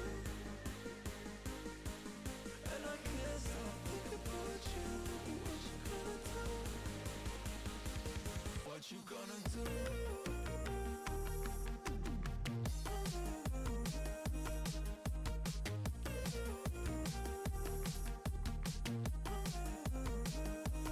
What you gonna do?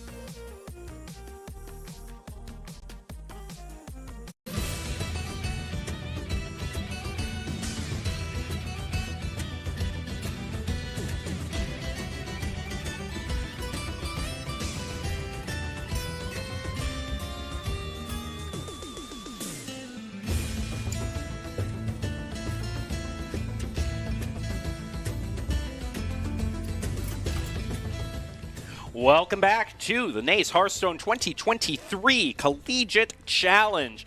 We have been here looking at the top 8 players from the first qualifying tournament this semester, and now 8 has been whittled down to 2. This is Jacob Palmer and Audrey Norris still calling all the action for you here today. The exciting card game-based action. And we have seen some truly unexpected plays throughout the day, but we have been missing something. Oh, yeah. Although we've seen a lot of really awesome decks, we've still missing 3 classes.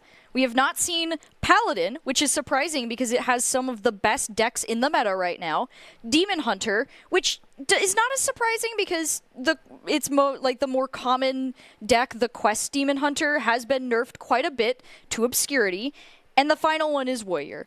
And we already know the reason that we haven't seen a lot of Warrior, unfortunately. Even production is way ahead of you there. Yeah, that's it. But I mean, look at Paladin. You're less than 1% off. It's basically right there. Exactly.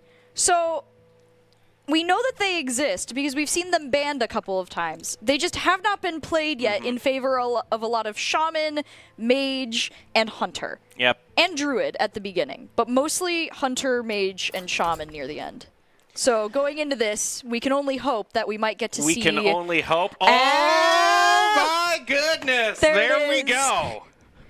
That one of them banned Paladin. No. But you know what? We are seeing a Paladin. We will get a Paladin. So now is the best time, I think, to go over the Paladin decks, because when else are we going to do it? That's this is our true. last We won't chance. have time. So let's actually take a look at Pure Paladin first off and see why this is the top deck available. Pure Paladin is basically it has such a strong early game presence. I mean, you're playing stuff like Sanguine Soldier, Righteous Protector. You've got an insane new buff card, Seal of Blood, that was introduced in Lich King. You're dropping your Light Rays for 0 mana around turn 4 and 5, and then you've got the Countess, just such an amazing finisher I love. And it's currently at its peak win rate. You see the 2 win rates the same? That's because it's as high as it's ever been in terms of win rates. Yeah, just with all the new changes to the meta, it's been doing really well. And so it's a very powerful deck. Just being able to remove the light rays cost and be able to play all of that stuff is great. And then, of course, as we were going to talk about next, the Dragon Paladin is a different one as well. Though I doubt we're going to see that because it's much just lower not win rates. It's not. There's a 10% difference. I mean, I'd like to see it. I do like Dragon Paladin quite a bit, but it's been a tier 2 deck at best. Okay, so RIT versus Tufts Brown as we're heading in. You can see from Tufts Brown also we have got Lucky Boy playing. We'll see how lucky he actually really is. And he drew the Nace Hearthstone back. Logo on We the love back. the Yeah, little it's back trend wall, there. too. Well, that's quite an opening that I would not. That's an opening that I wouldn't object to going up against Rogue. Yeah, Just we're playing the Trog down. My goodness, off to quite a start against this Rogue. But they can get rid of that and start their concoction train rolling. So RIT, if there's any chance that we want to see Paladin today, RIT has to win on these others. Well, they could also switch to the decks later on. They It just could. depends on if they want to or not. All right. A bit of a board built up. I don't know if... Oh, man. Sunwell's just can be such an awkward card to try to get out. But Yeah. it's a card that works against itself, you know, because it discounts itself for how full your hand is, but you also want to fill up your hands with other spells. So the more cards you have in your hand inadvertently lowers the actual value of using said card, which is kind of interesting. But if you play it in the right circumstances, it's really nice to start filling your board up with some good cards. Yeah, you know, get a bit of curse damage on the side from Drag Below. I'm not against that at all. It's a good start. Ice Trap is pretty good against Arcane because they're running so many spells. You can basically just go, that's a nice spell, try that again, but it costs more. You know what? I do see a combo I never really saw before, but you could Swift Scale Trickster into Sunwell. You could. That's a good point. I didn't even think. That's a good way to get around the card problem. Unless they change that, but I don't think that there's anything in there preventing that. Well, yeah, and Sunwell hasn't been a meta card, you know, a lot throughout its No, it's just throughout kind the of around. majority. So yeah, it's just been kind of around. But he's got the ability also to discover a death. Ego Waffle has the ability to discover a death rattle minion and discount it. Sometimes that 2-mana discount is a bit too much to pass up. He's gonna do it without the Swift Scale Trickster, See and what he just his luck, he gets nothing in terms of a high cost spell. Man. Oh wow, the mana cheat you could have done. He was also. He probably saved the Swift Scale Trickster just for that hope that he'd get a high cost card, but no. That warrior card he has, the 2-mana warrior card, is a complete meme card. I gotta pull it up. Just a second, let me pull this up in real time, because I gotta tell you, I know what the effect is, but I want to make sure I get it right.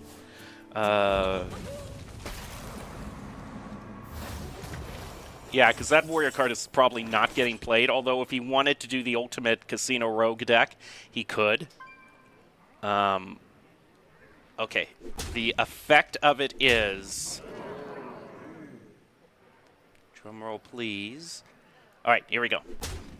The effect of it is it's a 2-mana... Deathborn. Oh. Okay. You know what? Are you going to let me have any fun? I was going to talk about the completely off-meta card, and you got to crush my hopes and dreams by just summoning a bunch of skeletons. Well, the skeletons haven't done anything yet, so you still have time. Okay. The card is the Fires of Zin Ashari. Replace your deck with minions that cost 5 or more. They cost 5. So if you wanted to just throw all caution to the wind... I mean, I can see where the potential would be if there was a way to deal with the fact that 5 mana for all the cards does not let you play a lot of cards during your turn unless you have good discount, but you can't guarantee that if every card gets replaced. Right. Okay, that's not bad. That's going to clear out the whole board. And he gets to resurrect a friendly minion. No, it's not the worst play, and the problem is he's hurting for health. Yeah, it's kind of a nasty spot right now. I do really like the Thessarian Reborn, though. It's a fun card. When it ends up hitting the minion you want it to hit, it feels so nice. Okay, he's going to search for a good Death Rattle minion. Nothing with Lifesteal, unfortunately for him, but he can draw another card. Ooh, Ice Trap. Gonna go out. It's a good spell to pull out. Oh, well, sure, I think this is it. Yikes, yeah, that's gonna be so much some nice damage potential right here. Let's see, with the 2 Arcane Bolts and Astalor. Oh, yeah, no. Yeah, I think that is. Yeah, with the bolts. Oh, he doesn't have the mana thirst on it, though. He's just off. One more turn, and he definitely, I mean, he has it in a turn, unless the rogue can pull something off to prevent this yeah, here. I don't know if this rogue can really gain enough armor, though, that short a time. No, there's not really anything here. And I don't think... There's, like, potential for Contraband, but I don't think they have any cards in their backlog from previously playing that'll actually help with this problem. Ooh, Ice Trap, though, does prevent one of those from going off immediately, but still not a lot. It's not... Time for the finishing touch. He draws 2 cards, gets to discover a spell as well. I don't think there's any way the rogue can get out of this one. Yeah, this is a rough spot. I don't, yeah, but the only way really is if any of the cards from previous areas are going to help here. The secret will definitely, I mean, prevent some of it or just make it harder to get it all out, but there's just not enough protection yet from that. Like, 9 health? All the damage is from hand. Yeah. It's easy to... Now... Oh, I was going to say... you know you're going to lose. You might as well cast Fires of Zin Ashari and see what you get. You never know. It might be fun. Okay. Yeah. Yep, this is. And yeah, This is there's game. let's see, 8. Yep, He'll use that to get rid of the ice block. that's a good idea. Yep, and there it is. Oh no! Oh, You don't. I normally for a well played. You don't do it in that scenario though. rogue decks have really been struggling these games that we've been watching. Mm-hmm. I feel like they really, because of the way that things got changed, they're very much more niche when Mm-hmm. it comes to what they do well. You're much more focusing on the random generation of the spell steals rather than the sure thing that was the Sinstone Graveyard or the Knoll. This means that it's going to be Death Knight or Hunter. Oh my goodness, I have just realized something that might be absolutely disgusting. He might be running Frost Death Knight, Okay. probably. And then Hunter, Shock Spitter, Hunter. If he was running all three of those are Shock Spitter, Hunter, Frost, Death Knight, and Arcane Mage. Those are all damage from hand decks. Oh my Oh, goodness. no, you're Talk right. about winning dirty. Oh. Yikes. Ugh. No, I don't want it. No, no. Thanks. I hate it. Unholy Death Knight. Ugh. Just do something different. Okay, this is the point. I hope this is a ramp druid here that can just Deal with keep that, yeah, everything right? from there at bay. I mean, bring up the Frost Death Knight deck showcase again, because we had the deck showcase for Frost Death Knight just so I can see. Or we can't. we'll go- But you know what? Oh. The ramp druid here. This is the Oh, strategy. no. Look who it is, though. No, it's fine. Look. Oh, it's our favorite right now. Good old Bran. Yeah, but you Bran know is what? back. In this case, It's not you as know, bad, but he's still there. And at least they replaced him this time. But I think at this point, this is a pretty decent matchup. Yeah, this will be. Jerry Rig Carpenter is next, followed by the Wild Growth. Things Yeah. pretty set in stone as far as Druids go, and Ubercon is a decent draw. I mean, it's going to be a little while, but he's at least some immediate armor gain that they can count on. Right now, not doing too bad in the chip damage that this Frost Death Knight can bring out.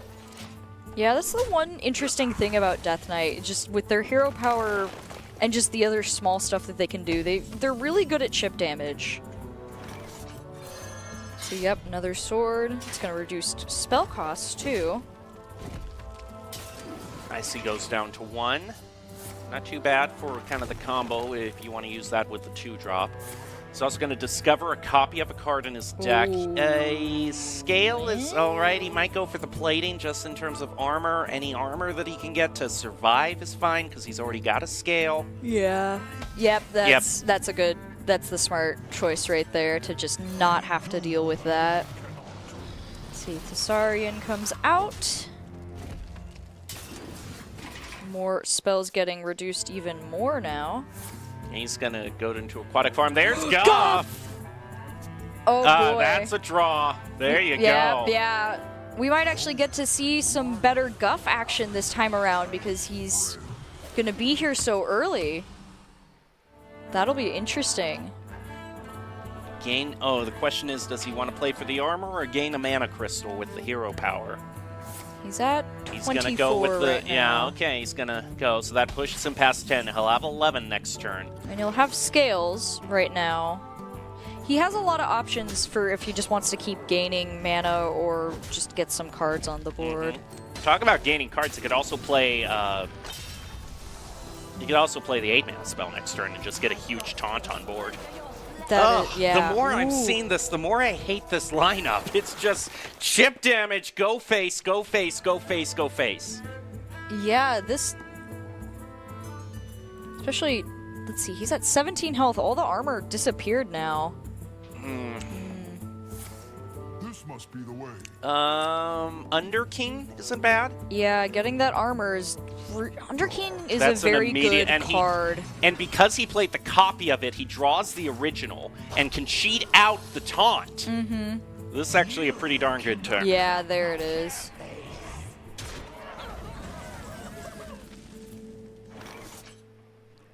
All right, it's a start. 10 armor is a start, but you're going to need a lot more to You're get not past a ramp all the burst druid. down. You're not a ramp druid if you have more armor than your starting health at Yeah, some that's point. true. Just considering, let's see, what's the record today? Like 40, I think?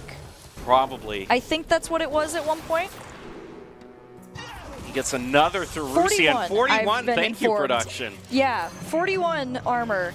Yeah, we're getting there, but we're Oh, not look there at these yet. 2 Therusians Oh, wow. on board. I hate this so much. Oh, that is just the, yeah, try to deal with us, because we're just going to keep hurting you build right here. Ooh. Okay. Okay. 9/9 isn't bad. Innervate brings him up to 5 mana. He could play the Nourish to gain even more mana or draw some more cards. He's going Yep. to gain even more mana. He's up just to trying 14. to stack up right now. Even more. 15. Oh He'll my have gosh. 16 next turn.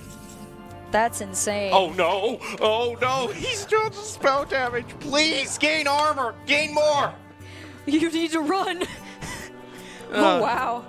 Okay. Oh, man, the Nagaling, too.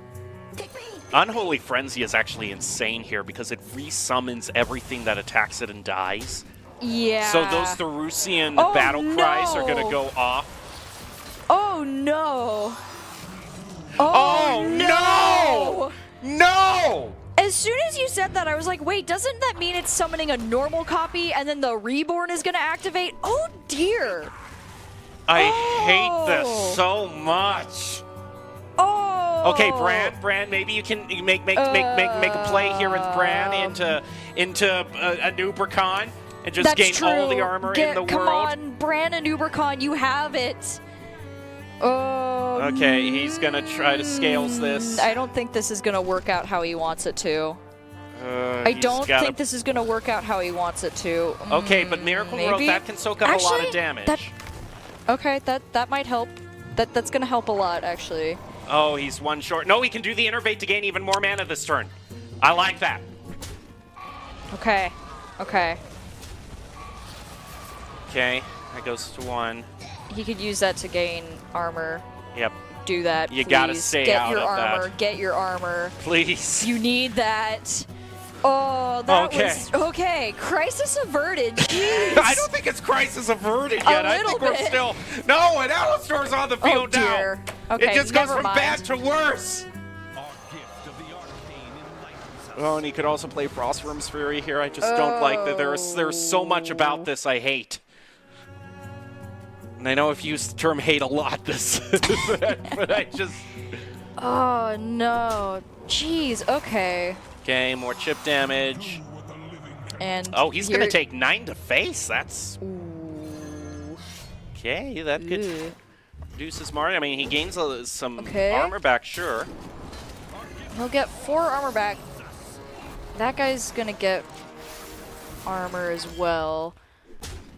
Okay, this has to be the Anubricon turn right here. Yeah, if he's not doing that, Okay, he's gonna draw first to see what he gets, and that's I can see that. That's 'cause- fair. Okay. Okay, with the scales, Oh, that's yes. huge. This Come is on. the turn. Come on. Wait, what? What? Okay, I mean the scales. That's another way of drawing. He Wait. wants to try to use it all for like an OTK situation. I don't know if that's.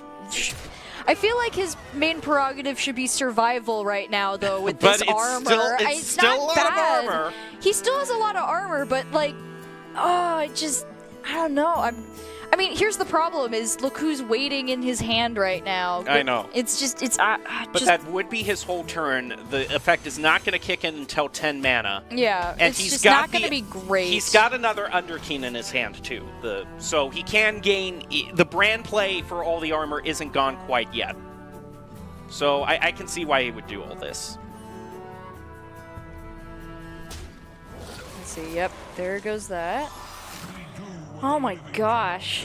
It's just been like 4 turns of this guy.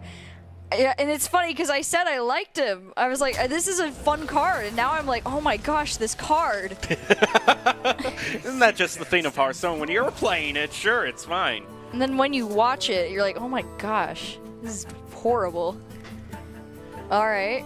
Okay. Okay. I don't know. I feel like Yeah. Wait, but like, I mean, but the secondary effect of freezing all the minions, it just, I mean, Yeah, it's but there's damage. no minions to freeze is the problem. I know, it's just why not wait then to see if minions get on the field.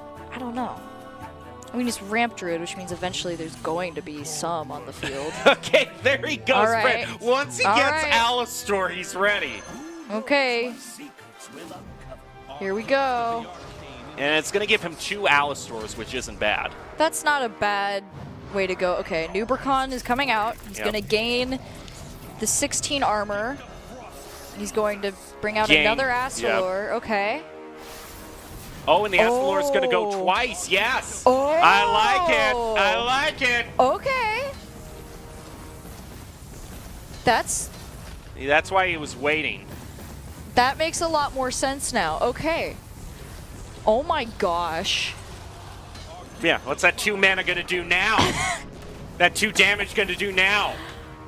Holy You're crud. just going to have to... Wow. Wow. Teach him a lesson. Jeez. Well, that is one way to use the armor. Almost hit the record there. It was at 38 and then just went, nah, let me just spend all of that. So, actually, this is why I wanted to bring up the Death Knight deck showcase that I was calling for earlier at the beginning of this match, because this will demonstrate why I was talking about Ramp Druid so much going up against Frost DK. It's the worst matchup that Frost DK has is against Ramp Druid.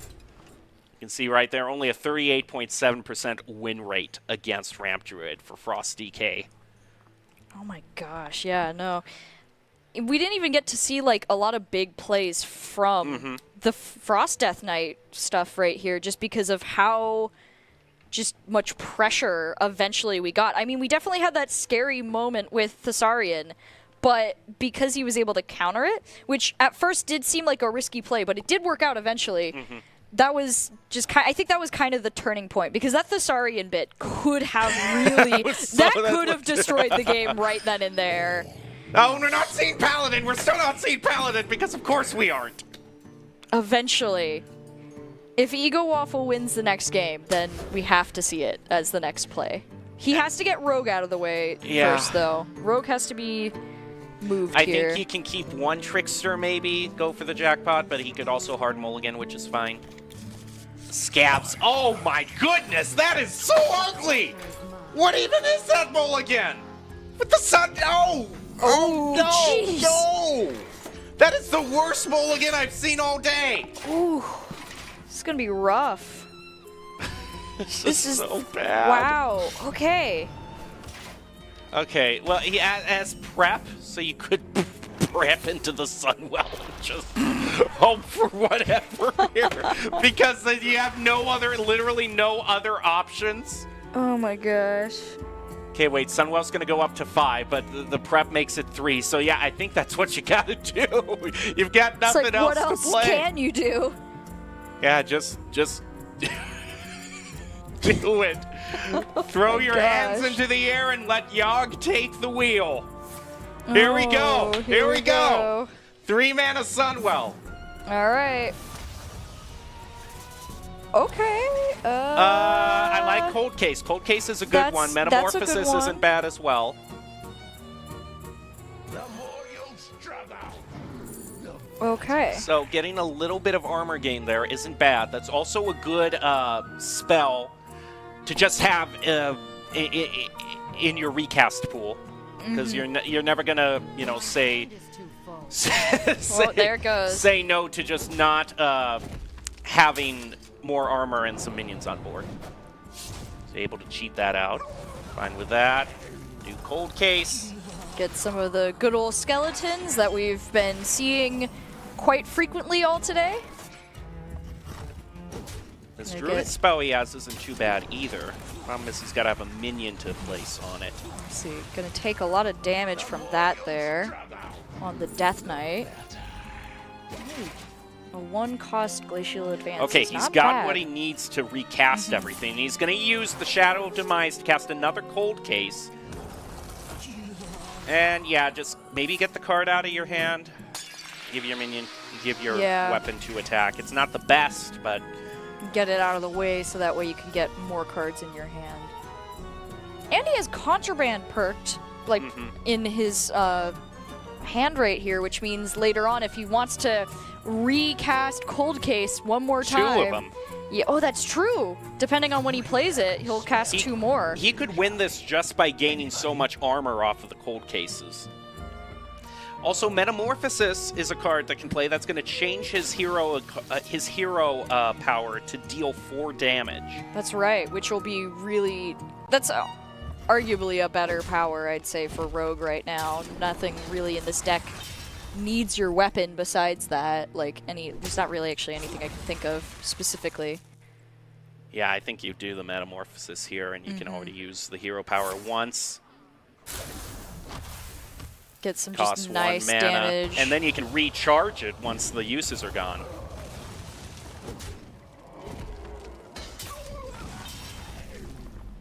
Okay, never... I mean, Astalor is always good, sure. Citadel stands strong. Yep, there he goes again.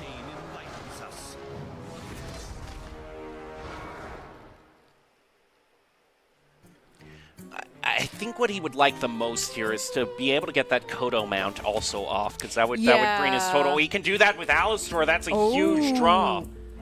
That would be a really good draw for that. Because then not only... No, Wait. Well, okay, maybe, okay. Maybe, but you could have also done Alistar and gotten more value in the long run, but maybe he's just trying to survive because he is at 14 health now, I see. So I can actually see why this is the play. Yeah, this is currently... Yeah, this is the play. This is the play. Yeah. I was so focused on the value game, though. I like value, even though it's not really... It does make sense, though, now. Like, looking at where the Death Knight's health is, it explains. And when Frost Death Knight can't heal, that's a main thing. You know, they don't have access to all the blood spells, so it's much more all-in for them. He's going to try his combo now. He realizes he has to do as much damage as possible.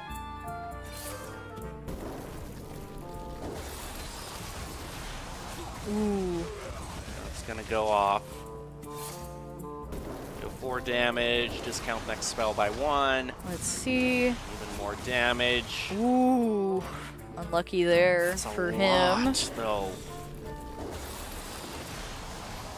And Yeah, now I we're wish seeing... if that hero wasn't frozen, this would be the perfect time to use... Oh, no, he's got Alistar. He's got lethal. What am I even talking about? Okay, yeah, he's yeah, perfectly fine right now. Woo! Oh, I love to see it. There we go.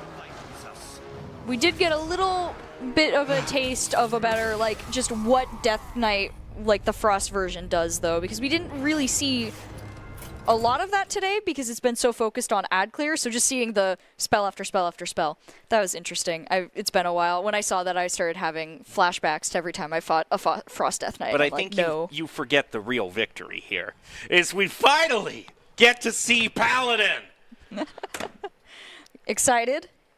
Yes, I am. You could say that. We're going to see it once, maybe twice, Depending. if Lucky Boy from Tufts Brown is able to win it. Again, it could be the strongest choice would be Pure Paladin. This is the one thing that I'm nervous about, though, is that Pure Paladin with Seal of Blood dips into your health pool. And that can could be a dangerous. friction point. Yeah, especially since, you know, you got Frost DK. Well, let's see. That looks like Pure Paladin to me. Yep, it is. All right. It's gonna be... Okay, this isn't bad, actually. This isn't the worst start, because he gets Bannerman. That's going to start the hand buff, and the hand buffing is really important in this deck. You also want to get the discount onto your holy spells by Cariel. You know, it wouldn't be the worst thing, actually, to do Order in the Court now. I know you draw your high-cost cards, but you've got you've got the play for the next turns. Yep. You've got a 3 mana, a 4 mana, you do this right off the bat. And that just gives... Ooh. Getting one of those to start. And and making sure you can put the Countess down on turn 7 is important. The citadel stands strong. As the other, he's going to buff both of those. Ooh, that's also a good card. Ooh. That's a It's pretty a big good hand start buff for that he Paladin. has. Jeez. I would hope so. All right, let's see. But I have been misled before many a time. He does... Lucky Boy does have some potential counters to this in here, though. Well, he has a couple of good spells for just getting rid of stuff over time, but... Draws the Countess. Yeah. Cariel's not going to take any damage. She has Divine Shield. It's going to bring the Sermon down to 3. Here's the thing, though. He could place Death Whisper down. No, he's going to place the Therusian down. Of course he does. We know what that does. If certain conditions are met. If it would hit face here, Cariel survives. She does. Ooh. That means the Invigorating Sermon can go down 1 more mana. I mean, not that you would... Well, it still is... It makes sense to get the... Yeah, you want to get the mana discount off of Cariel. Or not. Don't listen to me. Okay, fine. Or just put the damage on board. I guess, yeah, you get 1 damage more off of Cariel this way here, so this isn't a bad... Next turn, you can slam the 2 Light Rays down, and that creates a really bad board for him. And he isn't to 7 mana yet, so more importantly, those Light Rays can get an attack in before the Frost, yeah. Frost Strike is pretty good. You always just want to try to discover those Frost spells. It's going to take 6 damage off of that, though, so that is... Yep. Probably going to get rid of... Yep. Another Ooh. Frost Worms, though. That's dangerous. Let's see. This would be a risky play to put that down along with the Countess, but it does discount so much. So this is an all-in play. I understand what you have to do. He's basically saying, hey, you need 16 damage here, which he doesn't have. We can see. He doesn't have the mana to pull off the combo. No, he won't be able to actually... Yeah. And you know what? Who even needs the legendary minions when these are just going to finish you off right here and now? But okay, the freeze is going to have to force out the legendary minions. So now we get to everyone's favorite part of the Countess. You get to discover some legendary minions. And see what happens. In production, this is kind of the heads up that we're going to have a lot of Discover effects coming out here pretty soon. So be ready on that button because we need to see all the options that are available. Blood Boil isn't bad. Asphyxiate is also pretty good. Get a little bit of extra damage because every bit counts all right now. All right, here we go. All right, Discover. Here's the first one. Ooh, I like Gaia. Gaia's really good. That'll get 2 chip damage down to face. Okay, let's see the next one. All right. Oh, the Colossal! I love it. That's the lifesteal you need. There you go. Oh my gosh. Well, let's clear this board first. Oh boy. All right. Yeah, you just clear that, or Therusian. I don't know why you do Therusian, because it's going to clear either way. If you really wanted to do the value trade, you do the 1/1, because Therusian will clear. Yeah, there you go. There you go, you got it now.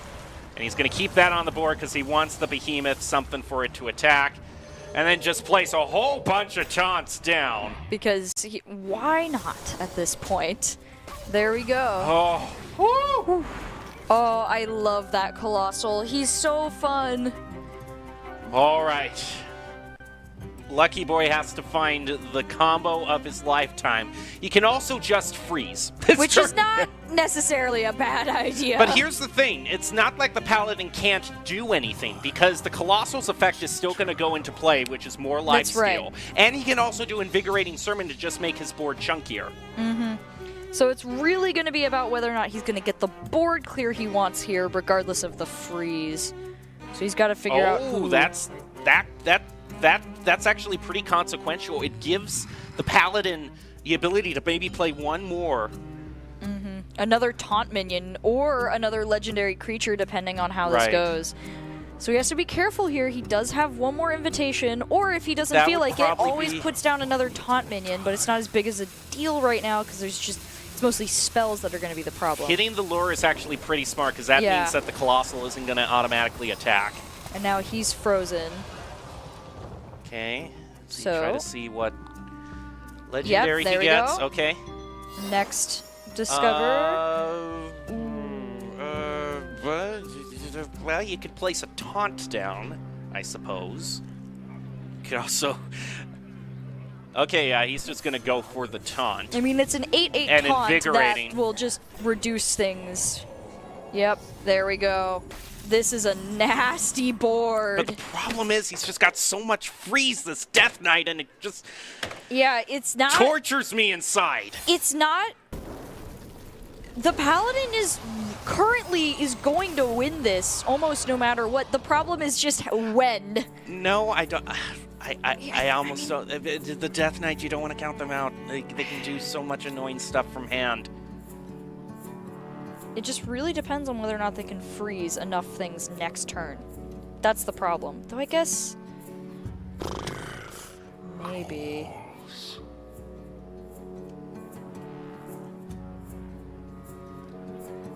The Asphyxiate has the potential to hit the taunt, which would be huge. I mean, you would hope that it just chooses kind of randomly between the 9 attacks and chooses either the Behemoth or Countess instead of the taunt that's protecting him. There's nothing this Paladin can do here. It's a pass. Oh, I don't like that school teacher. It's. All right, let's see. Okay. Anybody? He might do another Asphyxiate because that's 2. Yeah, Vampiric Blood might not be horrible, though, just for health gain and card drawing. Yeah. Yeah, he's gonna do that. He has spend enough his corpses. Problem is, I don't know if it's not enough health. If it's enough health. Oh, that's another freeze. I hate to see it. He can't freeze the entire board this time, though. Okay, that's Yep. gonna hit the taunt. He's gonna freeze the Behemoth. I still think he has enough damage at this point. He's gonna freeze the lifesteal, which is pretty huge. He's gonna regain 2. Place Yep. Death Whisper down, but I still don't know that's enough. I think this is still game. Unless, yeah, nope. There's just... Especially if you want to. No, he's just gonna. Yeah, no, he's I gone. was saying he does have the draw the spell guy, so if he was short 1 or 2, he could have gotten lethal that way. Yeah. Oh, I am so thrilled though, the Paladin wins! To win the championship too, or at least this stage of the championship. Ego Waffle is going to claim the victory with the Paladin against the most disgusting damage from hand lineup I have ever seen casting Hearthstone, and I am just thrilled. Jem has spent, let's see, 5 hours waiting for Paladin. Worth the price of admission, I finally got it. 5 hours to see Paladin win this section of the brackets, which, hey, I think that's a pretty good outcome. You know, we got to Yep. see a lot of cards, a lot of different setups, and so I think overall it went pretty good. I think Yeah, it was that was pretty fun to great. watch. That was really fun, that last game. Oh, boy. We still have the finals, though. That's true. So, another chance, though, to see Paladin, which is great. So, that was the other semifinal match. We'll move on to the finals match and hopefully see Paladin one more time. It's going to be Tufts Gray versus RIT, so it isn't going to be an all-Tufts final. So that's the good news for that, at least. So we've got one more match. We'll take a break and be back with it. You're not going to want to miss it.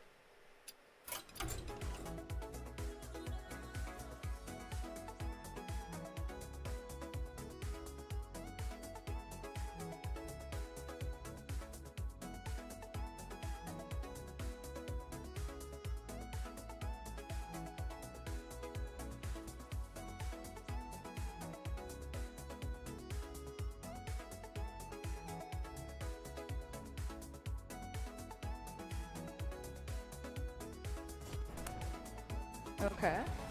Yeah. Yep. This is, And yeah, This is there's game. let's see, 8. Yep, we'll use that to get rid of the ice block. that's a good idea.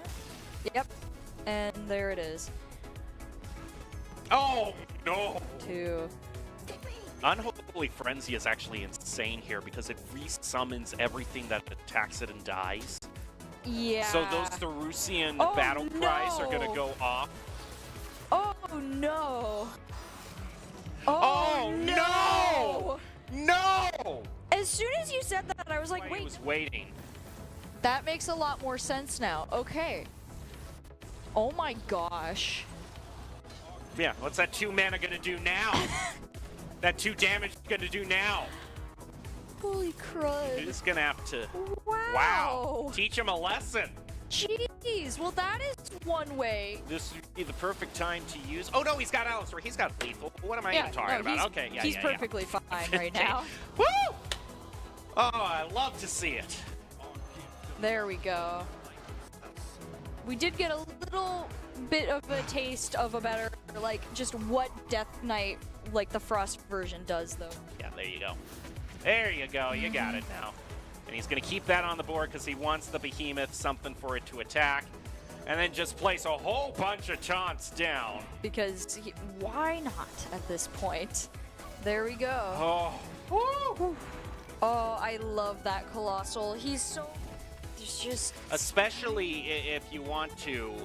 no, he's just going to... Yeah, no, he's... I was saying he does have the draw the spell guy, so if he was short 1 or 2, he could have gotten lethal that way. Yeah. Oh, I am so thrilled, though. The Paladin wins! To win the championship, too!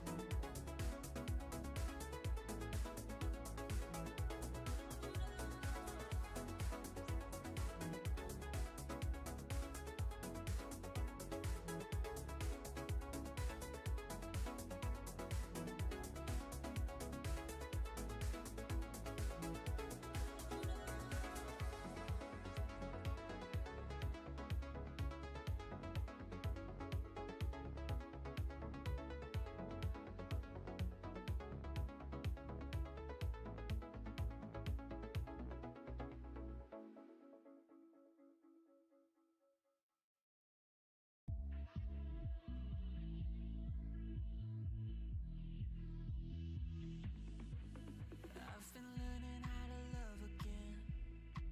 It's like a rush of blood straight to my head. I've been learning how to love again.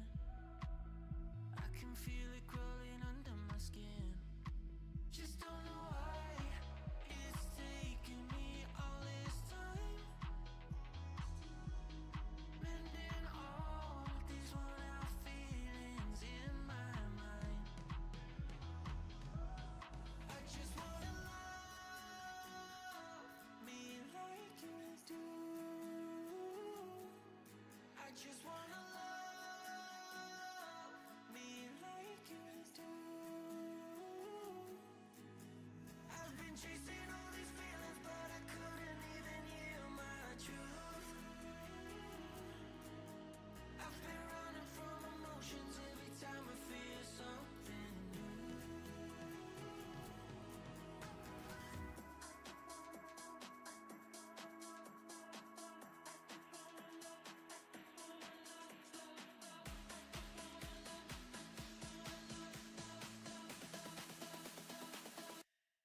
I just wanna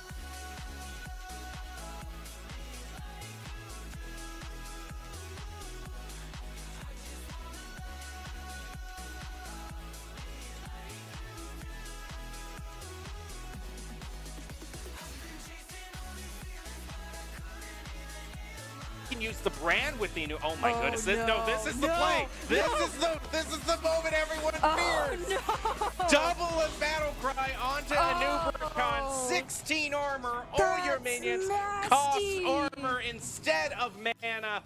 Plus the battle cry goes off twice for the game.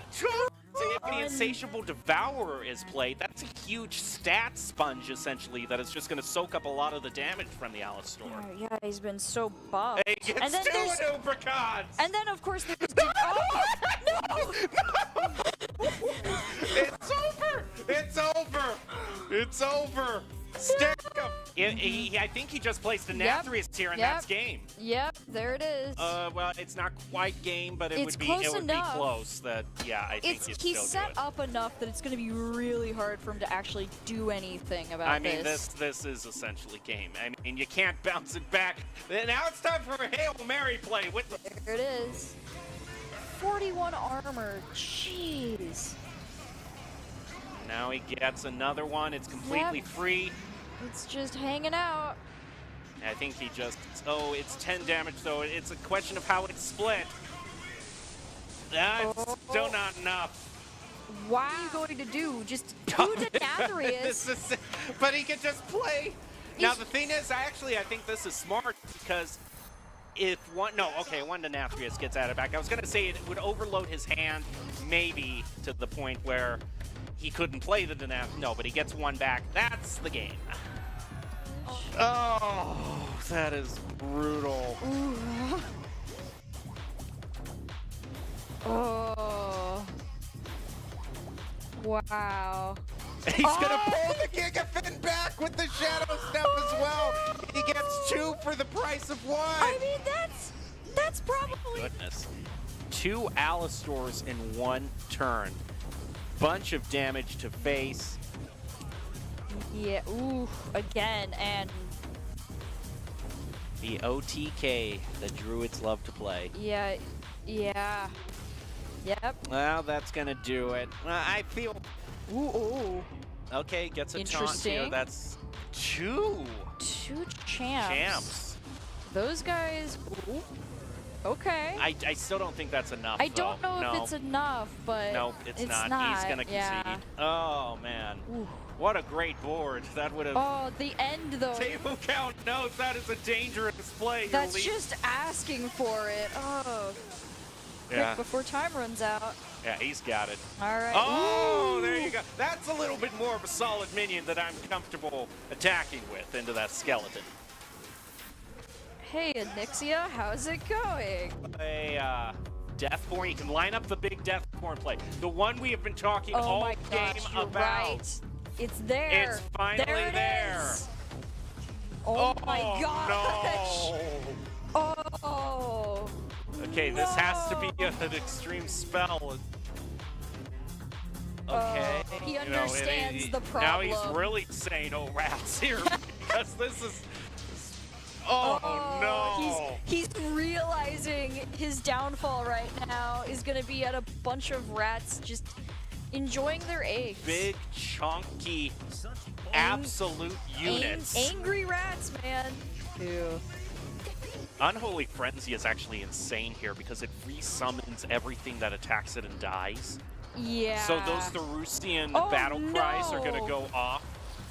Oh no. Oh, no! No! As soon as you said that, I was like, He wait, was waiting. that makes a lot more sense now. Okay. Oh my gosh. Yeah, what's that 2 mana gonna do now? That 2 damage gonna do now? Holy You're crud. just gonna have to. Wow. Teach him a lesson. Jeez, well that is one way. Yeah, there you go. There you go. You got it now. And he's going to keep that on the board because he wants the behemoth, something for it to attack. And then just place a whole bunch of taunts down. Because why not at this point? There we go. Oh. Woo! Oh, I love that Colossal. He's so...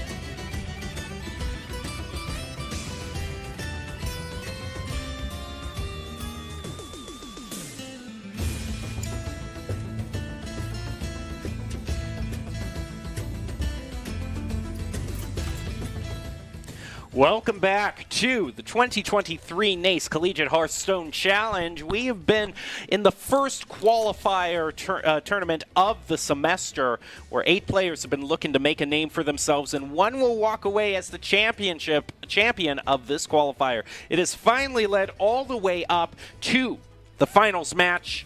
It's RIT versus Tufts. And there were 3 Tufts players joining in the best of 8. So one of them was favored just purely statistically to get into the finals. Yeah, but now we're here, and we just actually watched a match, RIT versus another Tufts player, to get here. So it's going to be interesting to see how these 2 players go against each other. Yeah, I've been hearing that we got the picks and bans that have been locked in for this match. And we can see the bracket. It's Tufts Gray versus RIT. Who won in a very spectacular way against Tufts Brown, forever making me become a fan and being the first to bring out the Paladin, and won against a complete damage from hand comp that Tufts Brown was running. It was one of the meanest comps I've ever seen, and he found a way around it. Here's a look at the snapshot of the class win rates that we've been playing with today.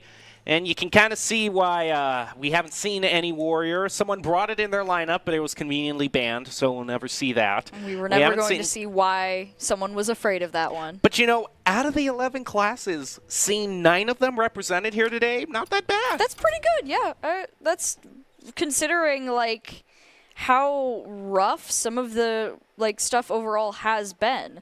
And it looks like we're going to see a lot of the same for today. Shaman's banned for Tufts, with Mage banned for RIT right now.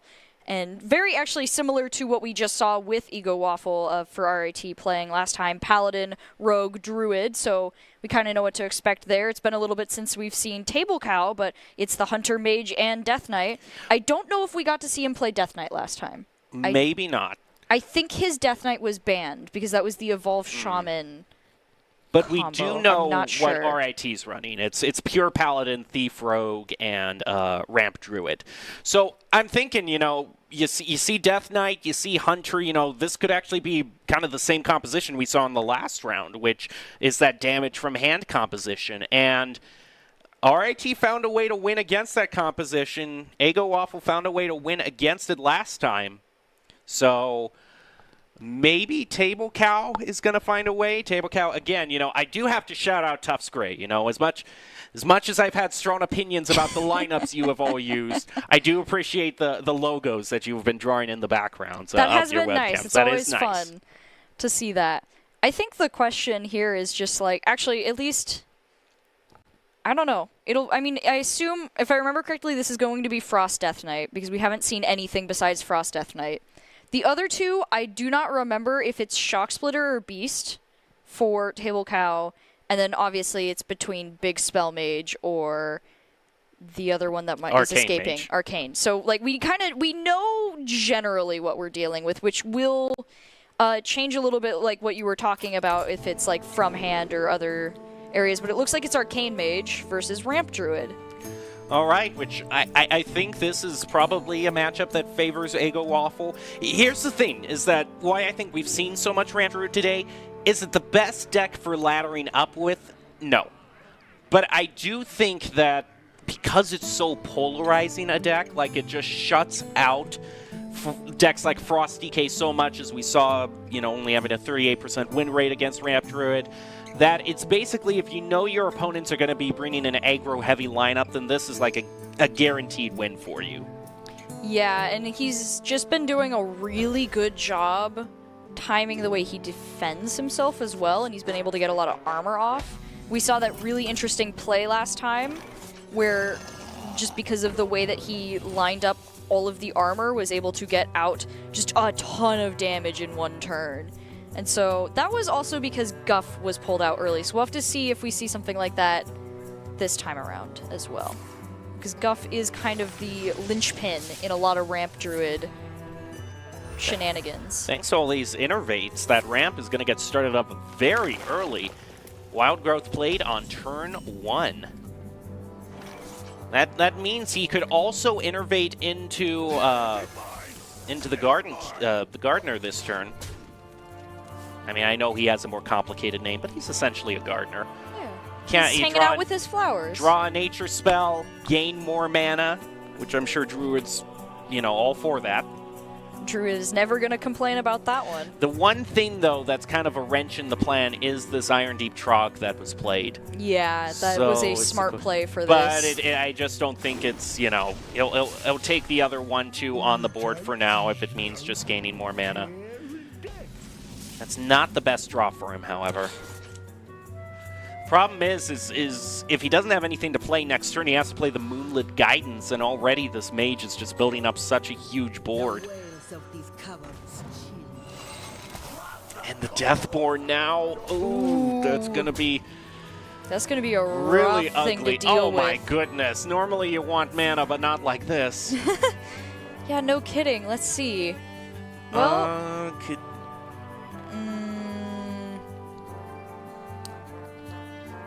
I feel like Underking might be the way to go for this one, though. Problem is, even if you get the Underking out, it rushes into only one minion. Like, it's not a board clear. But the one kind of upside is like now he knows he's not gonna trigger the Iron Deep anymore because the mage can't play anything now. That's true. Oh boy. Yeah, that's already a really big board. It's not like a high-powered board, but for, let's see, that's still 8 damage, I think, in total there, which is not where you want to be right now, already at 26 health here for Ego Waffle. You gotta be scrappy with scraps. He's going to split a Nourish with Jerry Rig and just go for one of the trades. Fortunately, this means that it means he's pretty focused on trying to find a Scales here to clear this board. Yeah, he's really gonna want to use Problem that. is now with this Deathborn. Oh no, if he doesn't clear this board now, he needs to draw Scales. He needs to top deck Scales right here, right now. Oh, you can tell right now, oh, that is just such a rough board already. Yep. This isn't really going to be a board he wants to deal with. Because he can deal he can attack them all with face. Yep. Frozen doesn't really do a lot, but it's just damage. Yep, and that... There it is. Oh. I think that's probably game. Yeah, unless we get... Nope, yeah, it's not really... Alright, Dredge, let's see. Another Underking. I mean, I guess if you really wanted the... I mean, I guess you can gain a whole lot of armor here. That is a lot. He's basically healed himself back up to full health. That is probably the best strategy for that right now, if you want to be able to keep your health up. But call me a pessimist for saying... I mean, that is 12 damage on the board, and then an extra 12, right? Because they deal 2 damage to random enemies. So it's a total of 24, potentially, just anywhere. Not if they attack face, though. Yeah. One thing, he does have a little bit more reach from his hand with that Blood Mage Thalnos. That's going to charge up all those Arcane Bolts. That's not really great. I'd much rather have the Holy Smite if it just did 3 damage, period, but we can't all have what we want.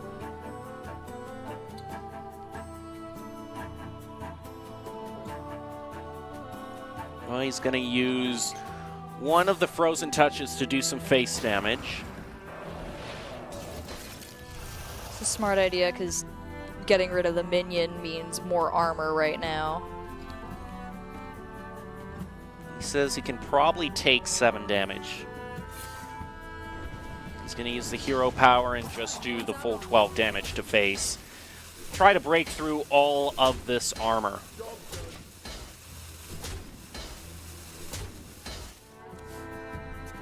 Alright. Okay. Okay. that's definitely... He kind of shrugs that off. It's not the worst thing he could have seen. There's the scales he was looking for, but the problem is this is a different type of scales that is really problematic now. Earth and scales puts him out of range of lethal again. Ooh. Just barely, though, at this point. With just how much is on the board. Okay, this is the This is the do or die moment. I think he thinks he probably thinks he has lethal here. Yeah, looking at this right now. He's close. Yep, okay. More. Okay, more. Those are going to deal 4 damage, and he gets them back in his hand.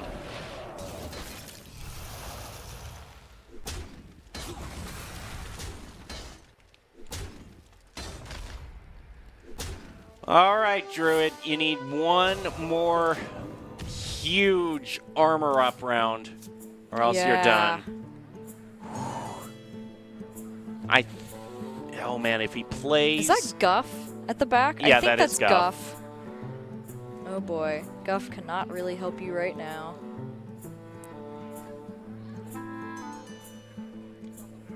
Unless you're one of the 2/2s, maybe that 5 health is allows you to hang in there for just one more turn.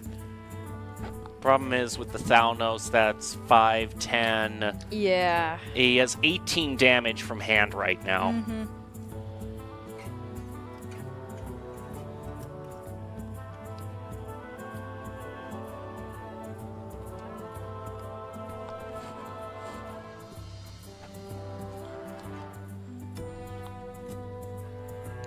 Even with the Alistair, I don't probably think that this is a way he can get out of this one.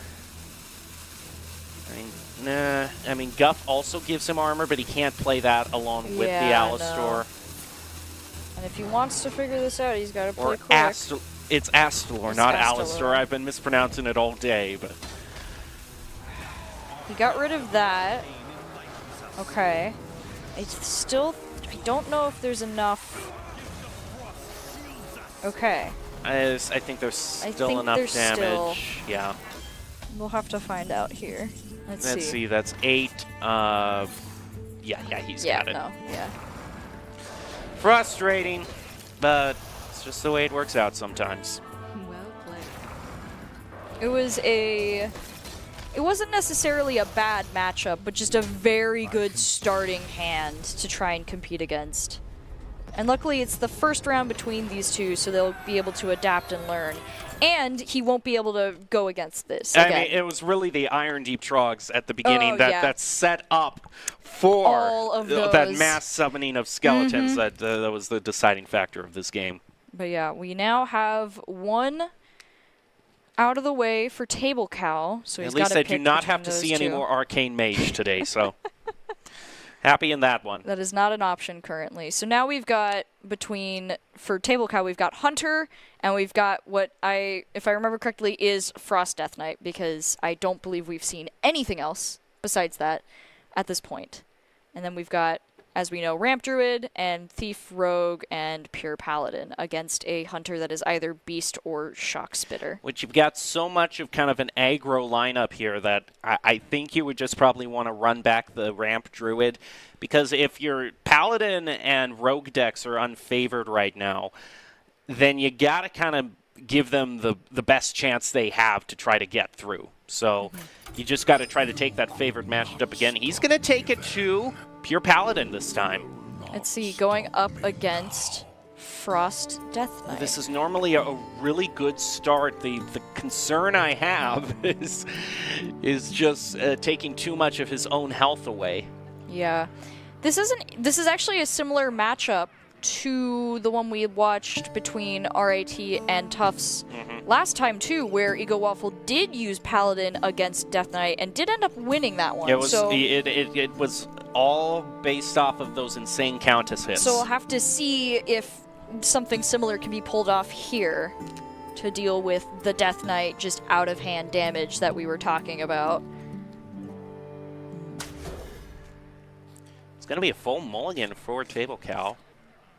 It's slightly better for him. He gets Therusian back, so Oh boy, our it's favorite. our old friend. Old friend Therusian, who gave us a very good panic attack earlier, I think is the best way to describe that. Well, that was interesting. Table Cow kind of cringed at seeing that 2-1. I don't know if that was a cringe in saying, hey, buddy, you know, you don't want to take your own health away, or it was more a cringe of, this could be bad for me. We'll have to find out going into these next matches, though. Let's see. Now, drawing 2 of the Bannermen so early is pretty good. That is a good way to start stacking up your hand's damage overall.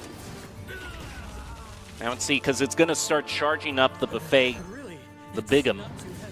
And once he gets charged up, he summons 2 3-1s with Divine Shield, and those are really tough to get rid of.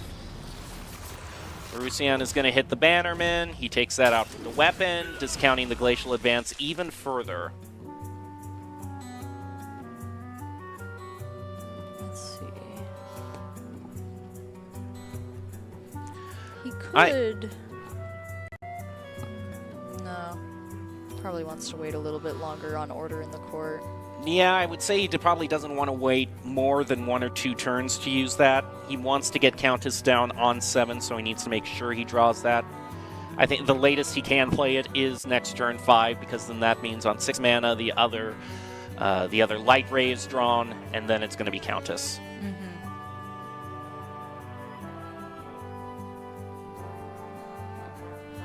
Just trying to decide if he wants to have a lawsuit against the Death Knight right now for bringing people back to life. Well, hey, that's going to work out, and it's boosted up to 4-5, which isn't that bad. And he's going to actually take the attack away again. So this Therusian is a 1-1.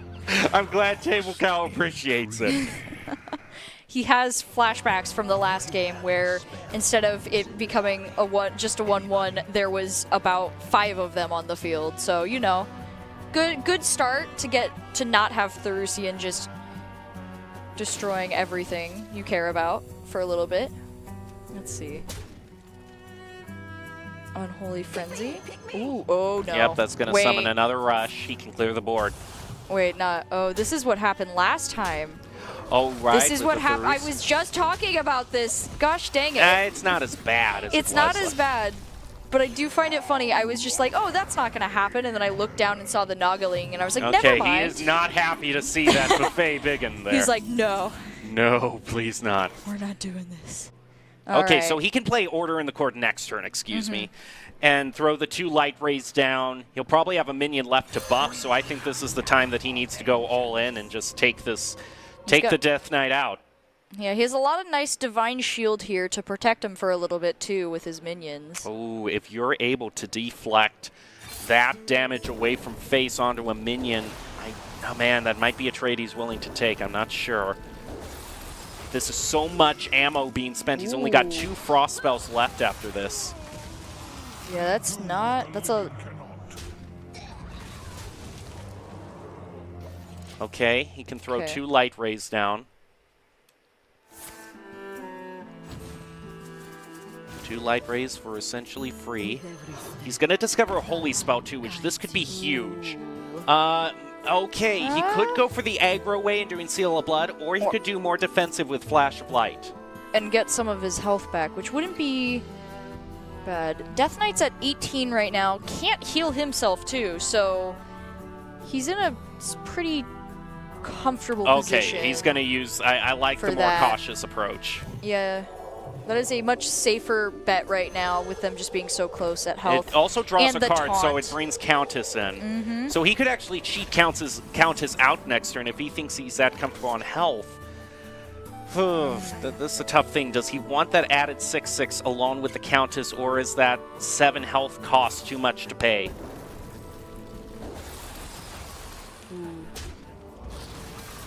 Ooh. I don't know. He might decide that he can pay that 6 health. It's going to be very close here in this next turn or so, depending on how this goes. Yep.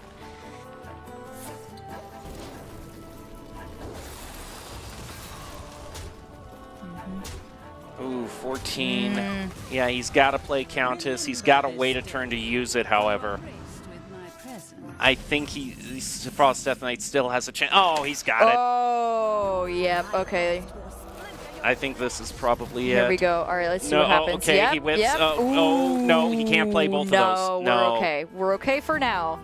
He's close. So though. what we need is another, that same Colossal needs to be pulled again.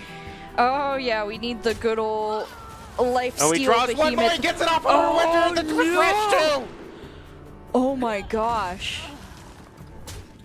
Does he want to play? No, he's going to save that. Okay, these have to be the best Colossals ever. All or right, here we Legendaries go. K. First, Oh! yes, he gets it! He gets There it! is!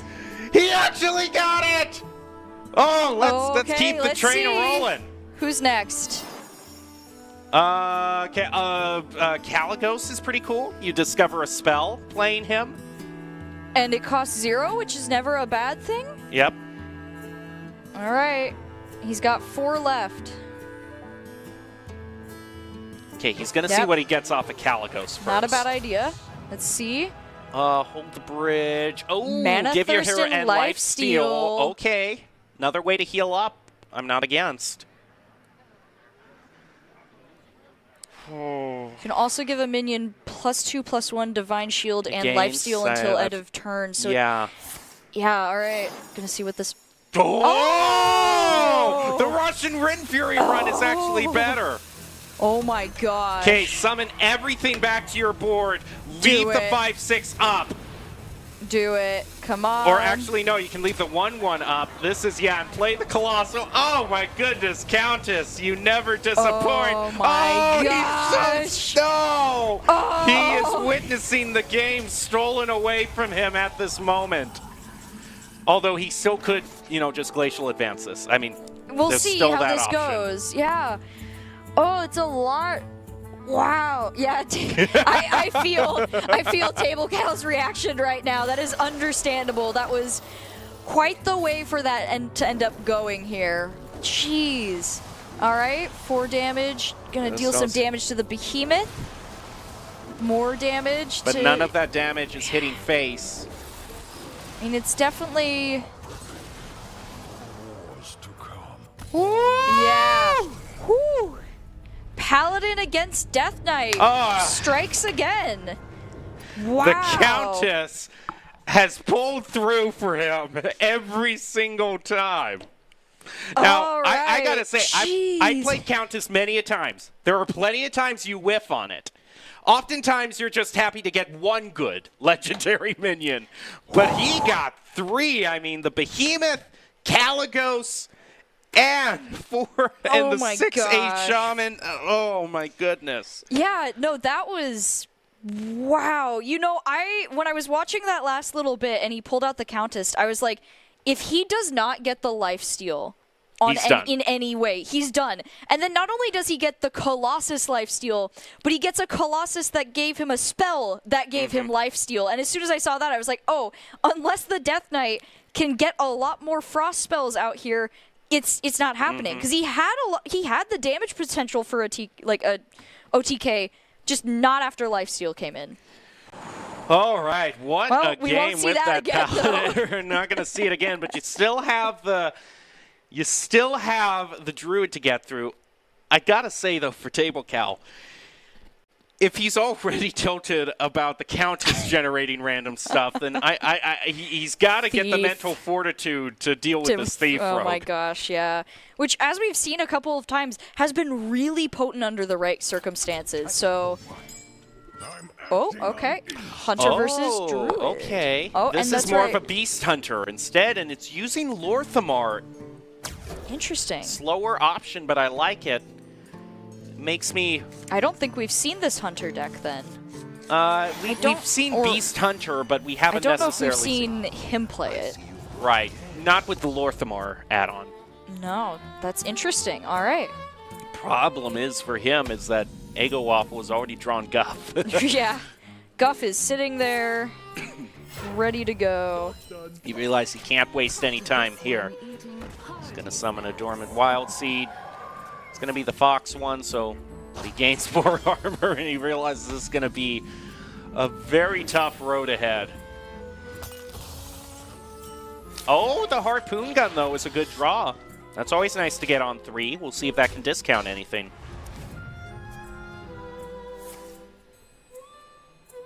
Let's see, he needs the... Oh, he gets the wild growth. That's perfect for him. He's got the perfect Jeez, opening this hand is now. a really This is- nice opening hand. Yeah, He's got wild growth, scales, guff, armor. Wow, drawing. Yeah, he's got a lot of potential good startup right here. Let's see. The hunter deck, though, not too bad either. He's going to go He's for got the a added lot of damage. that, yeah. He has the ramming mount, and he has a decent board set up already. It's not the worst amount of damage to push through this early, but Guff is going to head down. He winces. Yeah. Guff is rough to go up against. Guff is rough. That's just the way it is. Accurate description of what you deal with when Guff is around. Well, he can bring Lorthamar to the hope that he doubles the stats of every minion. And I mean, it's a while till he can play that, but he's got other plays to make till then. Now he's going to go with a different one. Well, the nice thing is that Lorthamar will still be at the bottom for him next turn if he wants to grab it. So he can grab one to use more quickly. Ooh, Scale of Onyxia. Surprise, surprise.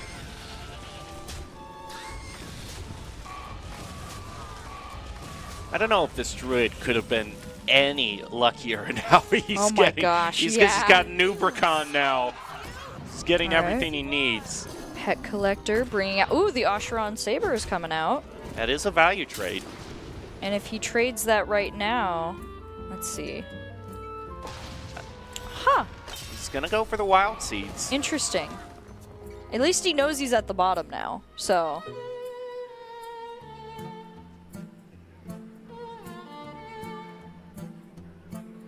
He's also got K9otron too, and that also dredges, so... That's true. Maybe he's just saving it till the very end. He Until wants he to really bring the needs it, cheaper yeah. cards up until he knows he's going to play this for sure next turn. All right, here He comes also, the armor. This can bring back out the Sunken Saber if he plays K9otron. It's true, and then we just get to watch the fun roulette of which creature will Saber summon today.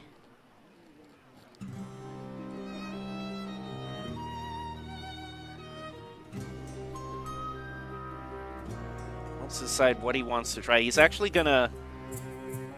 Oh, no, that's still too delayed, I think, because I would still leave the 6-2 up.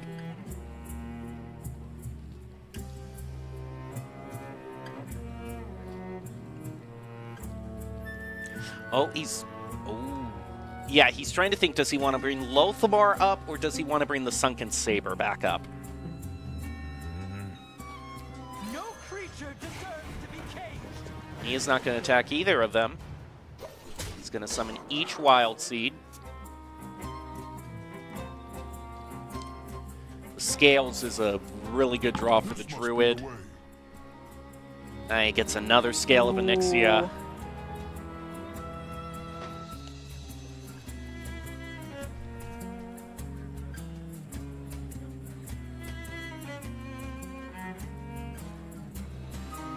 Also contemplating Miracle Growth because that's his main card draw engine. So throw that in, but he's actually just going to go for the straight. More armor is always good when your health is that low. Plus, getting all that armor, he can cheat out the Script Keeper.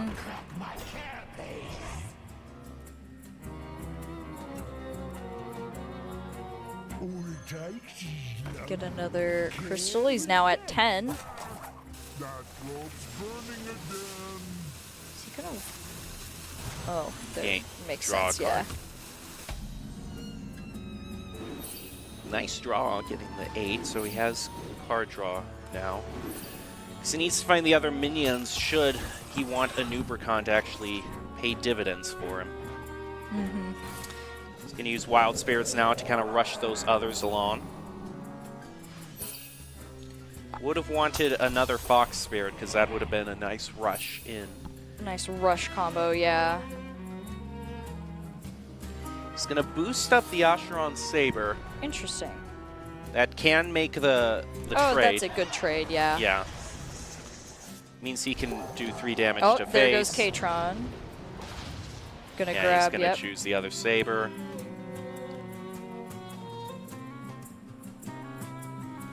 Man, he is low on cards to play, however. And I think this Druid has enough health and the ways to get the card draw that he can survive through this. Yeah, there's enough survivability here.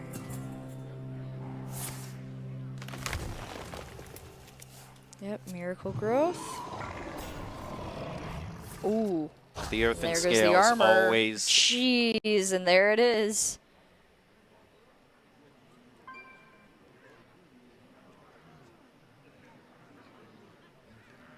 Thinking about what he wants to trade with, but the trade here with 3-2 would be pretty pointless.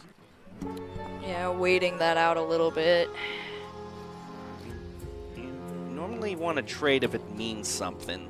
Thing is, though, is that it is a taunt, so you're going to have to attack into it anyway, but probably wants to save that for the 9-9, and this Hunter isn't pushing too much damage. Though both these Elk are going to come online next turn. That rope's burning again. Let's see here. Yep. Elk are gonna activate. And another taunt.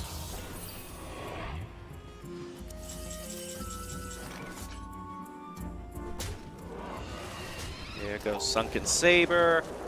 See what he brings out. It's going to be a nice trade. Yep, let's see. Ooh, Hydrolodon. No! Yeah, I mean, Hydrolodon's nice, but the He heads doesn't don't get get his rushed. But that's okay because with the taunt minions in the way, it's going to be hard to deal with him immediately. Oh no. Oh. Ran with an Ubercon. Oh, here I don't it like the is. look of that. All right. Honestly, both of these hands and just in general the board, there's a lot of potential of play for both sides right now with Bran and an Ubercon and also just the Hydrolodon on the field with the 2 taunt minions protecting it. That'll be interesting to see here. This must be the way. Oh, Oh, he gets a scale. It's over. Okay, here we go.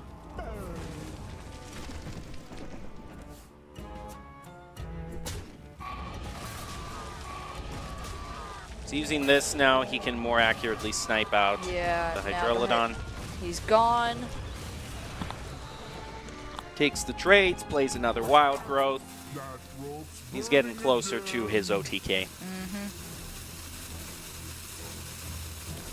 I don't really see anything that this Hunter can bring out at this point. To He deal with only it, has yeah. 2 cards.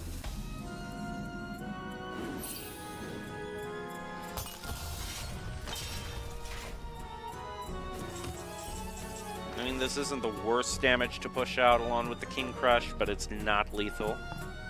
No, it's just with how much armor there is, all he can really do is just kind of He prevent. can take away exactly all of the armor. Yeah, which does help deal with what he can do when he tries to activate a Nubercon, but still, with Brawn around, it's just so nasty. Yep, Don't take the scales. just gonna get rid of King Crush now.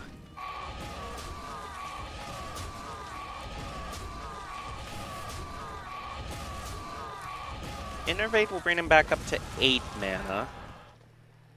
So he could just play that big taunt and draw even more cards.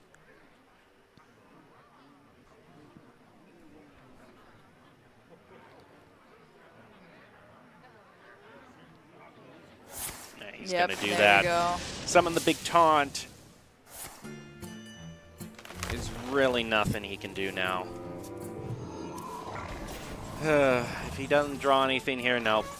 Yeah. I would just kind of bow out here. But I know a lot of these players never concede, which, you know, competitively you should, you know, never concede.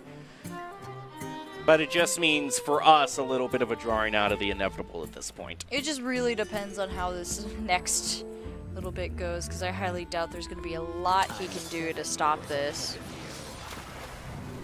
The most is, like, realistically, I feel like the minion counter would be the safer one because, yeah, there might be a couple spells that go out, but if you get lucky, he doesn't have a lot of minions to spare on minion counter. He does have the Jerry Rig Carpenter, however. That's about it. Yeah, that's true. All you need is one to be able to play around it.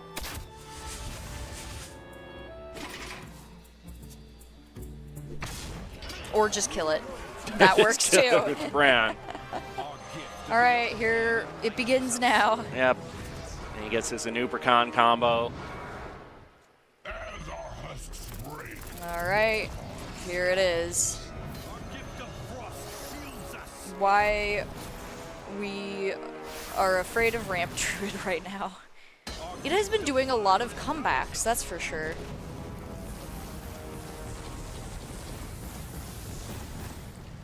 All right. Now do another 14. Yep, we're close now. And there we go. Yep. All right. And that's Ramp Druid for you. So now everything comes down to if RIT can win on Thief Rogue. That's an interesting one, honestly. Whew.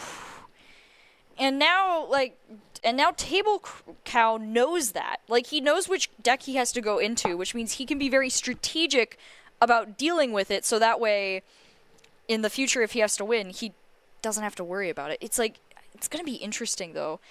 I don't know if Thief Rogue really has a good advantage against either deck, necessarily. It's all so dependent on what they get off of the jackpots. Yeah, just like looking at that, I really don't think that like there's any specific advantages for either decks. It's just that Thief Rogue is going to be so rough regardless because, you know, you're going into a lot of just with like, as we were saying with Beast Hunter, it's just a lot of high damage that with Thief Rogue, it can be hard to deal with, especially because just taking it off the field with, you know, with Scabs is not always going to work. And then Death Knight is just all of that damage out of hand. And Rogue doesn't really have any natural ways to heal up, so... Yeah, it's all dependent on what... Yeah, I like the Q and the Death Knight in. Yeah. Now, what could be crucial is the discovering a secret from another class. You can always get the barrier from Mage to give you a bit of armor, which any ways to get armor or lifesteal here is going to be very crucial for Aegawaltho. He's only going to go with Reconnaissance.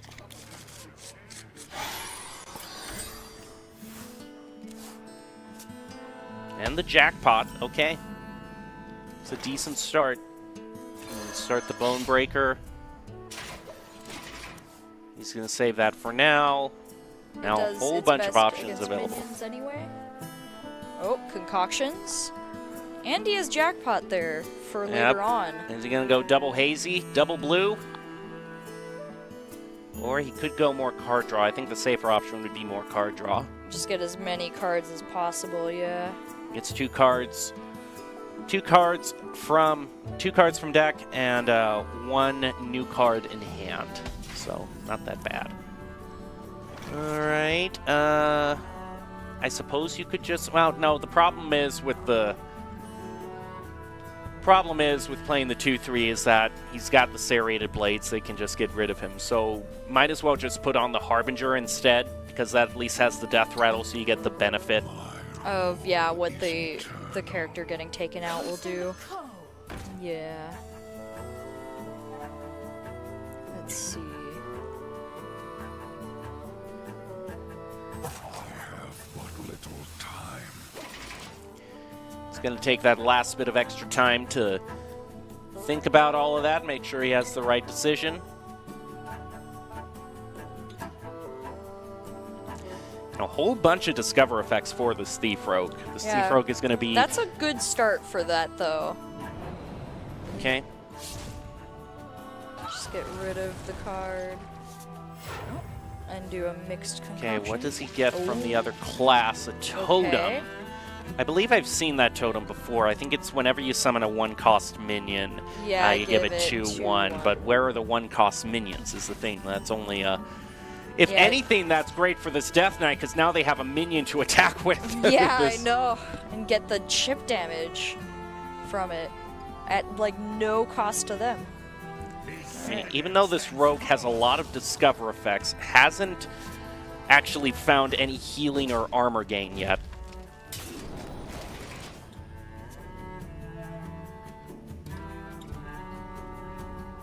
Okay, he's gonna prep. Discount for Cognizance. This gives the opportunity for any 6-cost Death Rattle minion to be brought out. Let's Oh. see. That's not a bad minion to place down. Yeah. Not dead. It's a That good... is such an anti-aggro minion, and the thing is, if that's going to be resummoned, that's a lot of defense. That's always good to have around. Let's see. Death Rattle's gonna go through. Draw. Ooh, 2 Death Chillers. And he does have Horn of Winter, so he could place both Death Chillers down. And then... Use Horn of Winter and Coin. Oh, and get a nasty... But the problem is, if he does that, then the undead is just going to clear the whole board. So against any other board, I'd say go for it, but against right the now, one that, yeah. Yeah, it's not worth it. The long-term reward is not worth any of that right now. Let's see. The Naga might not be bad just to see what the spell you could get. Or, He'll take 3 damage, freeze that minion, yeah, and buy clear it. himself a turn. Almost there. Oh, And just clear it with the hero power. Not Doesn't a pay bad anything idea. for that.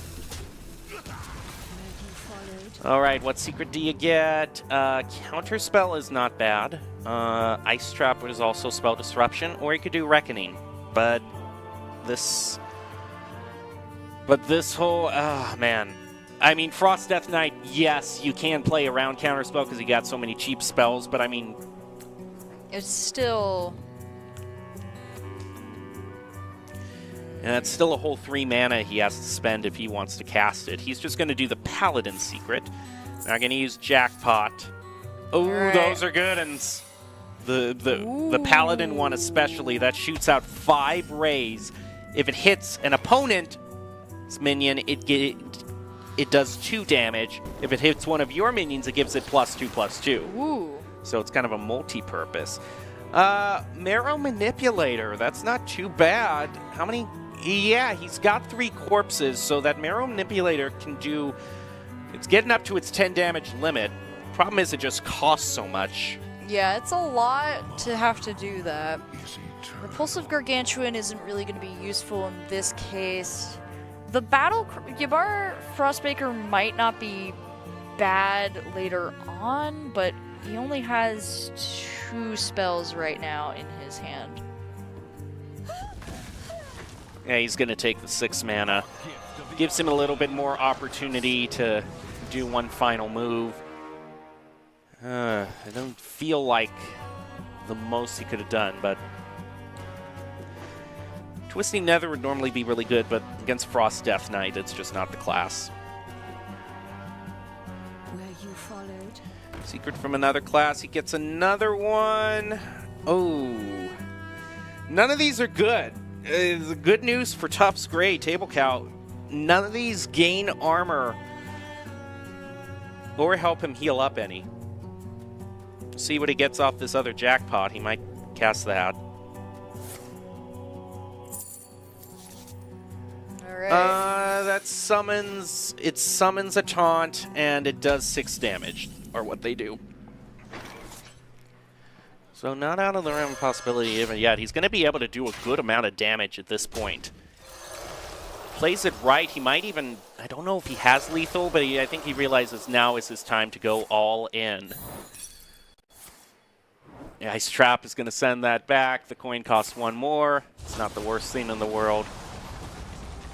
I mean, at that point, when you cast the coin, you're trading a coin for a coin. At that point, it doesn't really. You're just using it for the Yeah. effect damage that happens. Yeah. So for any other class, it wouldn't be great, but for Death Knight, they're just using it to get the spells off.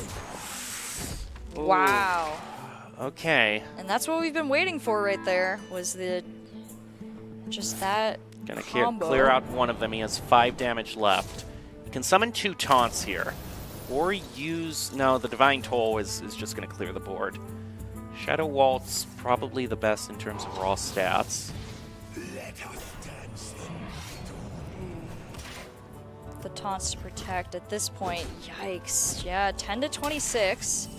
But there's still no way for him to heal up, and that's the crucial No, that's thing. the big problem right now.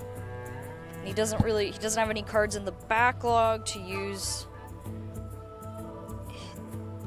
those 2 cards. He and the might other try to ones- use School Teacher first, see what he gets off of that, or Nerubian Vizier. He can also discover a spell with that. Okay, he's gonna go for the spell discover. Frostworm's Fury, really good. And then that's the only thing that does damage. Although he might have gone for the undead strategy to buff all of his minions. That's just not gonna be the play right now. I'm just gonna focus And on it getting doesn't the feel taunt like minions out of it'd the be way. right for him to trade into this, but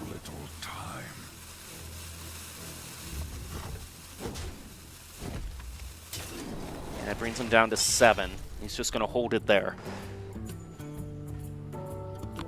We're close now. Jeez.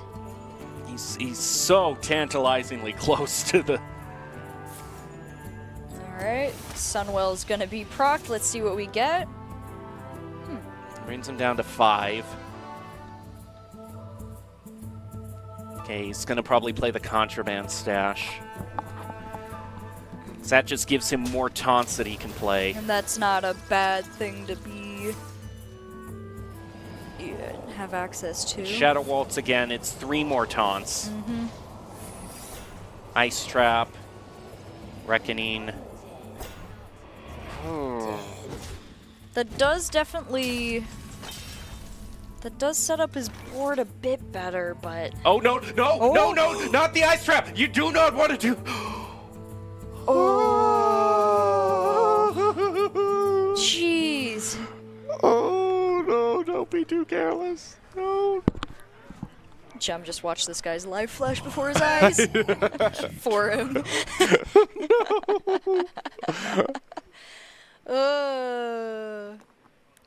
Alright, thinking this through a little bit more this time. Okay, we'll see how this does. This could all just go face, and then... That would be that, but... No, it's not going to, of course. Oh. Yeah, see, aren't you glad you didn't play that there? Hey, here's the thing. This rogue doesn't have... Oh, no, he just drew the armor gain! He just drew Astalor! Bruh, there it is. I guess the one thing he can do here is play Frostworm next turn. It does freeze everything the rogue has.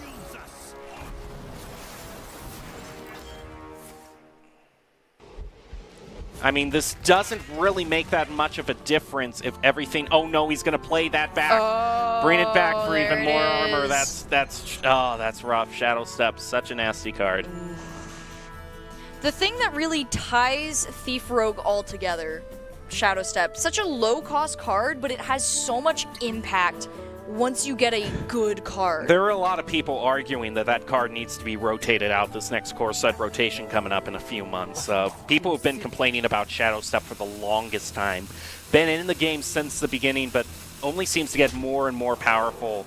Based on the cards that are added. Yep. Yeah. No, it's so instrumental to making this whole setup here work. Okay, they have 2. Frostworms. That's... Problem is I think this the Astalor is just gonna do so much damage that I think even the Frostworm, he can do the one. That's actually okay, pretty he's good. Trying to prevent that. That's smart.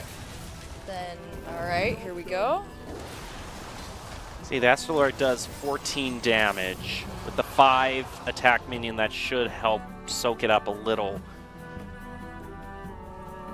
Doesn't gain any health is the problem. And if this Death Knight survives the next turn, he's won. barely, but he's won.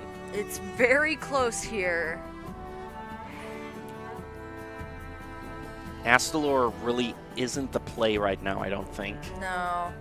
It's a lot of damage, but it's not enough. So being able to deal with the 5/5 first, or gain back health in some way, which I don't think they have any for that. Oh, they have Okay, armor. he's going to gain more armor. That's a good play. Yep. And then let's see. The barrage. Okay. Okay. Ooh. Choose soon. And then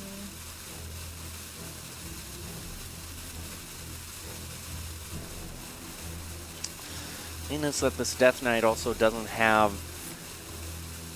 really. He doesn't have the same health that he can play around with now. Just that 2 damage is Alright. probably makes all the difference.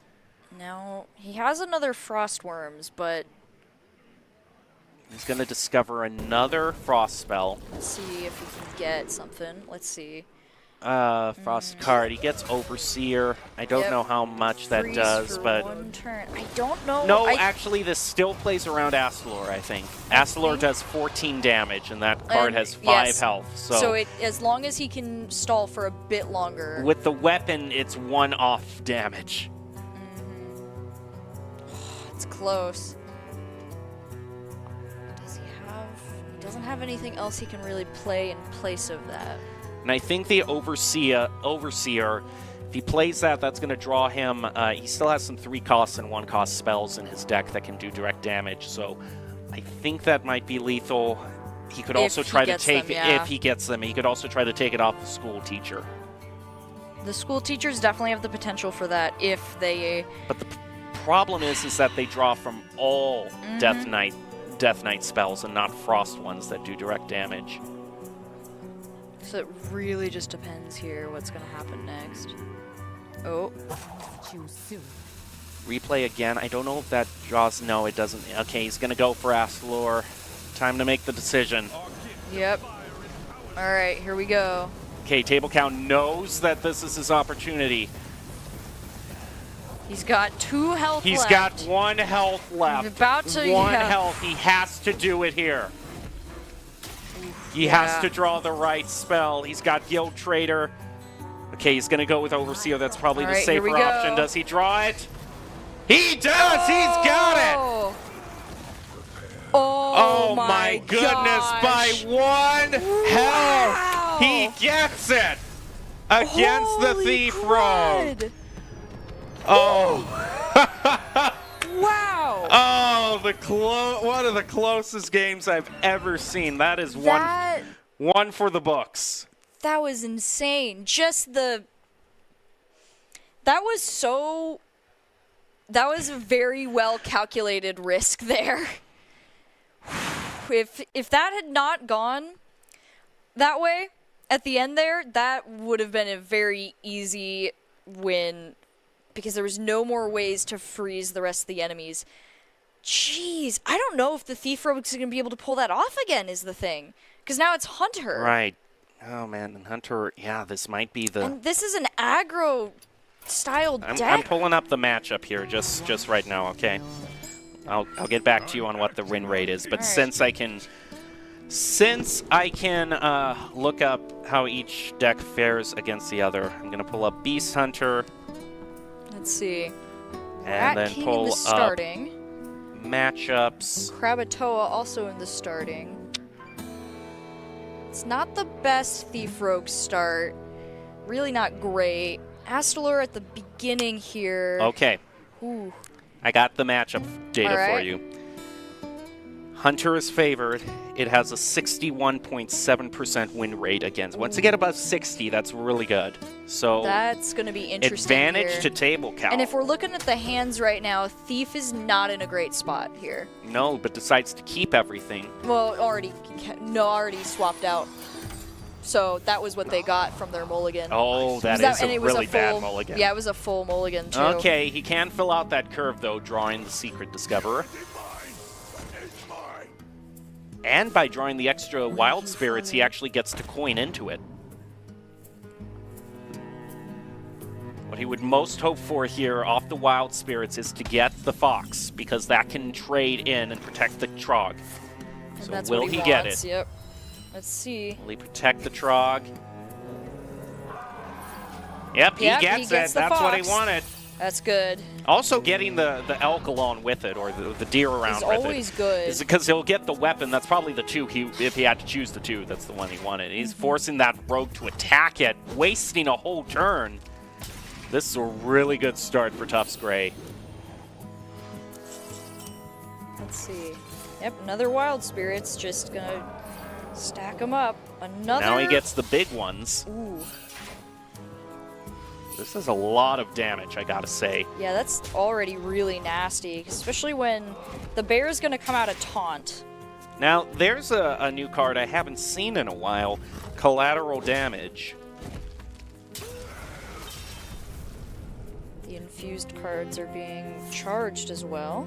Collateral Damage, 8 mana, deals 6 damage to 3 random enemy minions. Excess damage hits the hero. So that has the potential, depending on what minions are going to be played, to deal a whole bunch of face damage and clear the board. Counterspell or Freezing Trap. Even Avenge too would go off because there's a taunt there to protect it, but it's going to go with Freezing instead. I think freezing is just, with a deck that's so focused on minions, it's probably one of the better options for you in that area. Gonna prep it. And this creates an odd scenario for him here, because if he attacks with the elk, then that goes back to his hand, and that's a dead card. It's not even a card that, you know, he'd be fine with having, but he's gonna do it. He's gonna play into it. Seems like he's not too phased by it. Blade Master Okani comes out. Gonna decide which one he wants to counter. Gonna go with Minion. Did he choose Minion? I think he chose Minion. That's interesting, because that means that this Krakatoa cannot be played. It looked like Minion. That was hard to tell, but It looked like Speldum, so I guess we'll find out. Well, the problem is that this taunt, this bear here, is gonna keep him from taking the Okami out directly. Yeah, this is not... Okay, he'll be able to... Oh, it's Spell. It was Spell, okay. Well, But getting rid of one of those is fine. I mean, this rogue is really hurting for card draw at this point. yeah, Ego Waffle does not really have the cards that he needs for this. The Hunter's sitting pretty good right now for each, like, tier of mana if he really wants to. 7 moves ahead of you. Okay. Yeah, I mean, that's a... You don't get the effect, but, you know. I like how that the hero's holding the weapon. He gets 3 damage dealt to the minion. I like that interaction. That makes sense. Okay. This next turn is the Krakatoa turn. He can Shadow Step it back, so he'll get 2 to play with that. He also gets Jackpot. That's a huge draw for him. It depends on what he gets off of the Jackpot. Now we get the first Krakatoa Claw for the Rogue.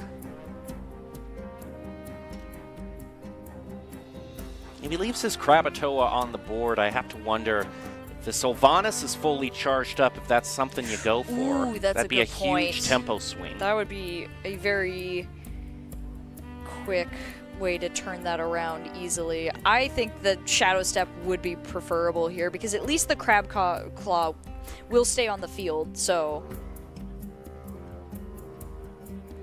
He's Just making 3 sure. away from charging up the Sylvanas.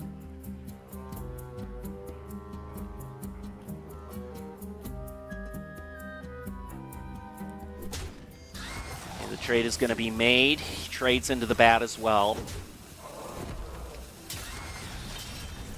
Oh, he left the crab up. Oh, all right. I mean, take that crab away. Do not let him shadow step it. Yeah, that- Do it right here. He left If it you up. let Punish him- him. Punish him. If you let him keep that crab, you're going to regret it, because there is a Shadow Step lying in wait. Yeah, Okay, there yep, you there go. it is. Take the crab Yep, take away. I crab. love it. It's... It's their crab now. Table Cow gets the crab. Now collateral damage. Very. Ooh. Okay. He's going to do Jackpot first. We'll see what he gets off of that. Scale is not a bad pick. Problem is for him, he can't play it this turn. Yeah, he realizes it's well played. He's going to attack into his own crab. Realizes the game is over. GG's all around. And off of what was one of the closest matches today, it is decided in spectacular function. Table Cow from Tufts Gray winning it 3-2. And I could not have asked for a better match to end the day. Yeah, that was, wow, just overall, I question the Krakatoa staying in. That is my biggest question from that last match, because I feel like if that was pulled back out, I think that match would have lasted longer. I think there would have been some more opportunity for moving around there. But because of Krakatoa, just the punishment from that, there was no way to survive that anymore. But it was also just those last couple matches were really close overall. Just a lot of interesting just movement that had to be done. And then the Thief just really struggled against the last three classes that he had to play with. So interesting overall. There were a lot of good cards discovered, but in the Death Knight match didn't discover anything that gave him health or armor. Had he discovered one card that would have done that, he probably would have slipped away. Yeah, he could have survived for just a little bit longer and pulled out the cards he needed, but no. Yeah, and I concur with you on the Krakatoa. It's just hanging in there. He would have bought himself probably another turn. That's another turn that he can use his spells. He probably could have used Scale of Onyxia then. He also would have had a chance to use the Sunwell. Of course, with that collateral damage, that probably just would have done face and gotten all of it anyway. But still, a great match between these two. Do you have any final thoughts? I think that just overall, all of these matches today were really interesting. I'm happy that we got to see so many classes and so many variations on the different decks. Like, we didn't just see Shock Splitter, we didn't just see, like, Arcane Mage. We saw, like, a variety for almost all of the classes that were played, and I think that was kind of interesting overall. So there is the final bracket. Tufts Gray winning it, positioning himself in a good position on, because remember, these are all qualifier tournaments. So getting yourself in a good position in the Collegiate Challenge can help you get into the finals later this year. So congrats to Tufts Gray. For all the other players, though, you played your heart out. It's not the end of the road. There are still 2 other qualifier events this spring, so we'll see how the season plays out. But congratulations so much to Tufts Gray for securing their ticket to the finals. And I think that just about does it for today. Thank you for joining me, Runa. Thank you, production, for sticking it out on a Sunday. And thank you, all of you watching, for joining us. We'll see you next time. You have a good day.